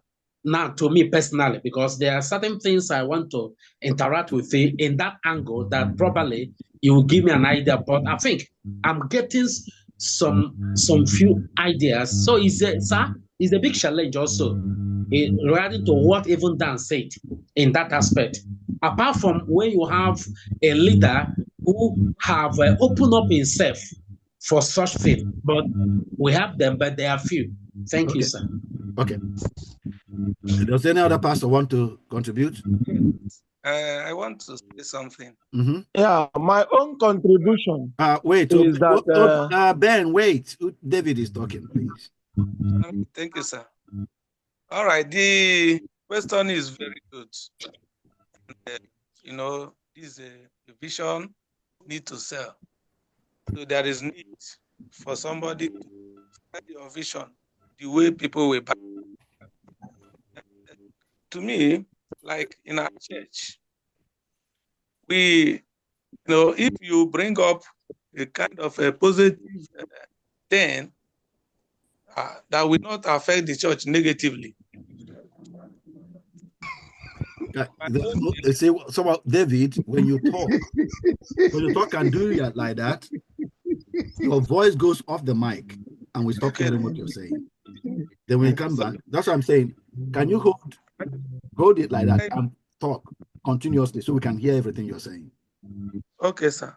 So what I said is that if you bring an idea that will not affect the church negatively, church will buy it. In fact, a lot of things are coming in because most of the pastors now are not like those days. For example, in our church, like our brother mentioned, one of the professors, we invited Professor Anibogo, and he came for a kind of training. After that, he sold books on leadership or kingdom management. And kingdom manifestation. Something like that. Go ahead. All right. So I don't believe that the level of exposure and mindset of the pastor. So not every pastor will tackle it. Then if you discover that maybe doing it directly with the pastor will bring a problem, pass through one unit, maybe youth fellowship. We are losing, David. We are losing a lot of things you are saying. We are losing some things he's saying. And I have something. I have some question to ask after the last person will say. Wow. Sorry, David, we stopped hearing you when you said some pastors will not take this, and then you said something else. Yeah. I wanted to ask him something.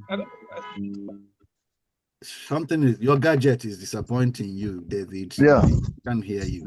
Can all of us try again, David? You said the pastors will not accept this. You said there's some. Okay, I said, are you hearing me now? We are hearing you. Yeah, we're hearing you. I said some pastors may not accept, will contradict, or will affect the church negatively, because we still need the church. That's our platform to reach society. Yeah. Therefore, you have to do something with wisdom. If the pastor is, as I gave a reference on the person we invited, like Professor Niborg, I don't think you caught that one. We did. We had that. Okay. Yeah. So I said that if the pastor is not all that exposed, you can meet some. If you come to some units, like in Nigeria, we have youth fellowship. You can meet the leader, and through that medium, then you can have your way doing what you want to do.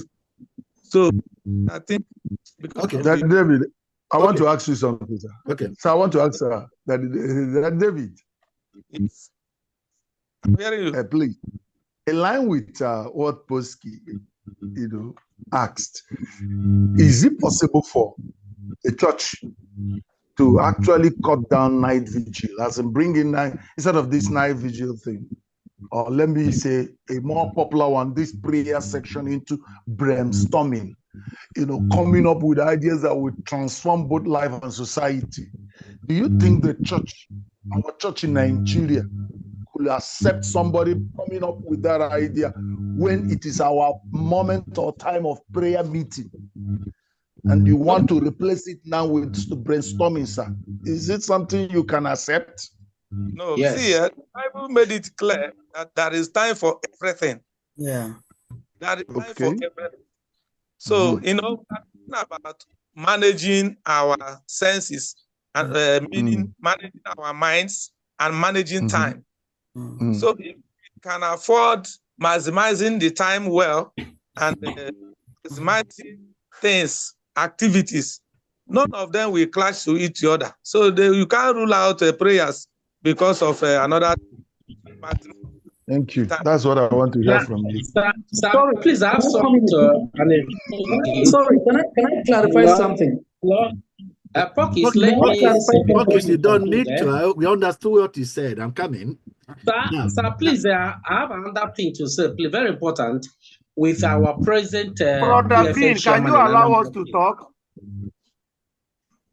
Please allow me to finish what I'm saying. I want to go on. We have not contributed now.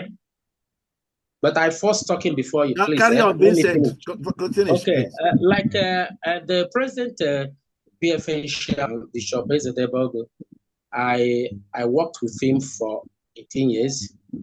Okay, and in fact, actually, like what Pokis asked, one of the things I love him so much that when you bring up an idea that will move the church forward, he will humbly accept it. He was the first person that discovered some of these things in me, and he always encouraged me to read, to study, to build up myself more in that aspect of leadership and capacity building.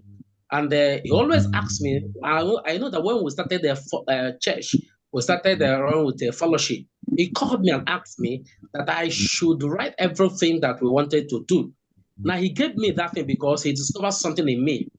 He's my spiritual father. He's the leader. But he allowed me to do a lot of, in fact, all the materials that we used, they are still using it up to today that I'm not with him directly. They are still using all the material. He allowed me to write everything. He didn't write anyone. He always come after writing, I will give it to him. He will just do corrections, remove or add.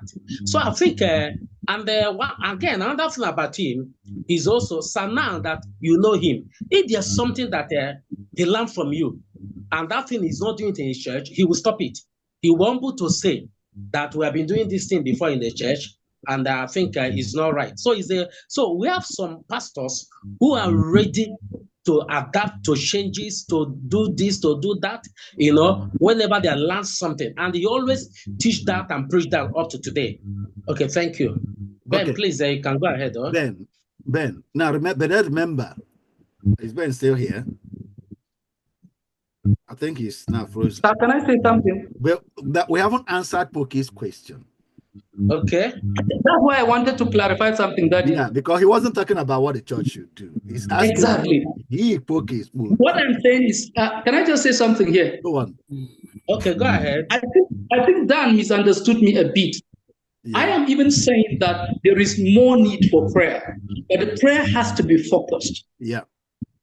In our churches today, what I have noticed, and this is based on my understanding of today's course, that we are more driven by the drama and the theatricals of spiritual activities, which have transformed into rituals and customs that change virtually nothing about society. So we pride ourselves in praying for 4 hours, for 5 hours, for 10 hours. But what happened afterwards? If you actually spoke to God, did he not hear you? What did he tell you? Now, so the brainstorming sessions now engage the minds of the church members to understand that when you speak to God, God speaks back to you. Now, if I'm getting this wrong, you are the pastor, so you can correct me. The Bible says that everything you need for life and godliness has been given unto, not it will be given. So my understanding based on today's class is that many times when we say we are waiting on God, God is actually waiting for us. Because everything we need has been given. Is it the wisdom? It's in his word. And so what is lacking is that there is a lot of activities upon activities, prayers upon prayers, and afterwards what? So having prayed, yes, you spoke to a God who hears, who knows all things. What did he tell you to do after the prayers? Because I think prayer is a two-way traffic. I'm not saying we should cancel prayers. In fact, I'm saying that the prayers should be more intentional. Instead of just saying that for you to reach some levels of this, you have to speak in tongues for 5 hours. I'm not saying you can't speak in tongues, but what I'm saying is, okay, and so what? After that, what? Because what changes society is in what you and I do. The graphic metaphorical analogy of the fact that the garden is not just the church, that it is the society, and it is that I am, and that every church member is a tree that must bear a fruit, and that the fruit is not just an apple, that it must be justice, it must be technology, it must be righteousness, it must be healthcare that is working. It's that there should be no potholes in our roads, that our roads should work, that our systems are interconnected. And I think that these things thrive on the ideas of what everything Christianity is all about. When you look at the Judeo-Christian system of worldview and in the Western parts of the world, those are the things that have shaped the world. So much so that even if you don't believe in Christ himself, you need the principles of Christ to survive in this world. How can we bring people now to practically engage in the systems with the principles of Christ and not only believing in the principle and not doing his principles? Yeah. I think that's where my question is targeted at. How do we draw that line so that it is not a lot of conflict? Because it is not something that is negotiable. It's not as though we shouldn't bring it in. I'm looking for what ways in wisdom, because we need to move forward this way. If we don't, there will be a massive exodus of the younger generation from the church because we're not giving them the right direction of where to go and how to engage the systems of the world. I think it's very important. And then I think all of us here are believers. So when I mean believers, I mean we all agree on the same thing. This is to be done. So if anything, we want to answer the question when we are in a bigger forum, when other people who are still struggling with this are there, so we can benefit everybody. Ben, you have been wanting to say something and you keep getting locked out. We are like, say you should say something else and I got frozen. Are you? Well, yes, I'm here. Okay. Actually, what I want to say is, as a church, the church is the body, and the platform. Mm-hmm. Like one of our member here suggested, there are days of activities. Mm-hmm. And anybody like myself or any other person that want to bring in this innovation of mindset can approach the pastor and sell this vision to the pastor. Okay. Not trying to usurp power, because there must be a clash.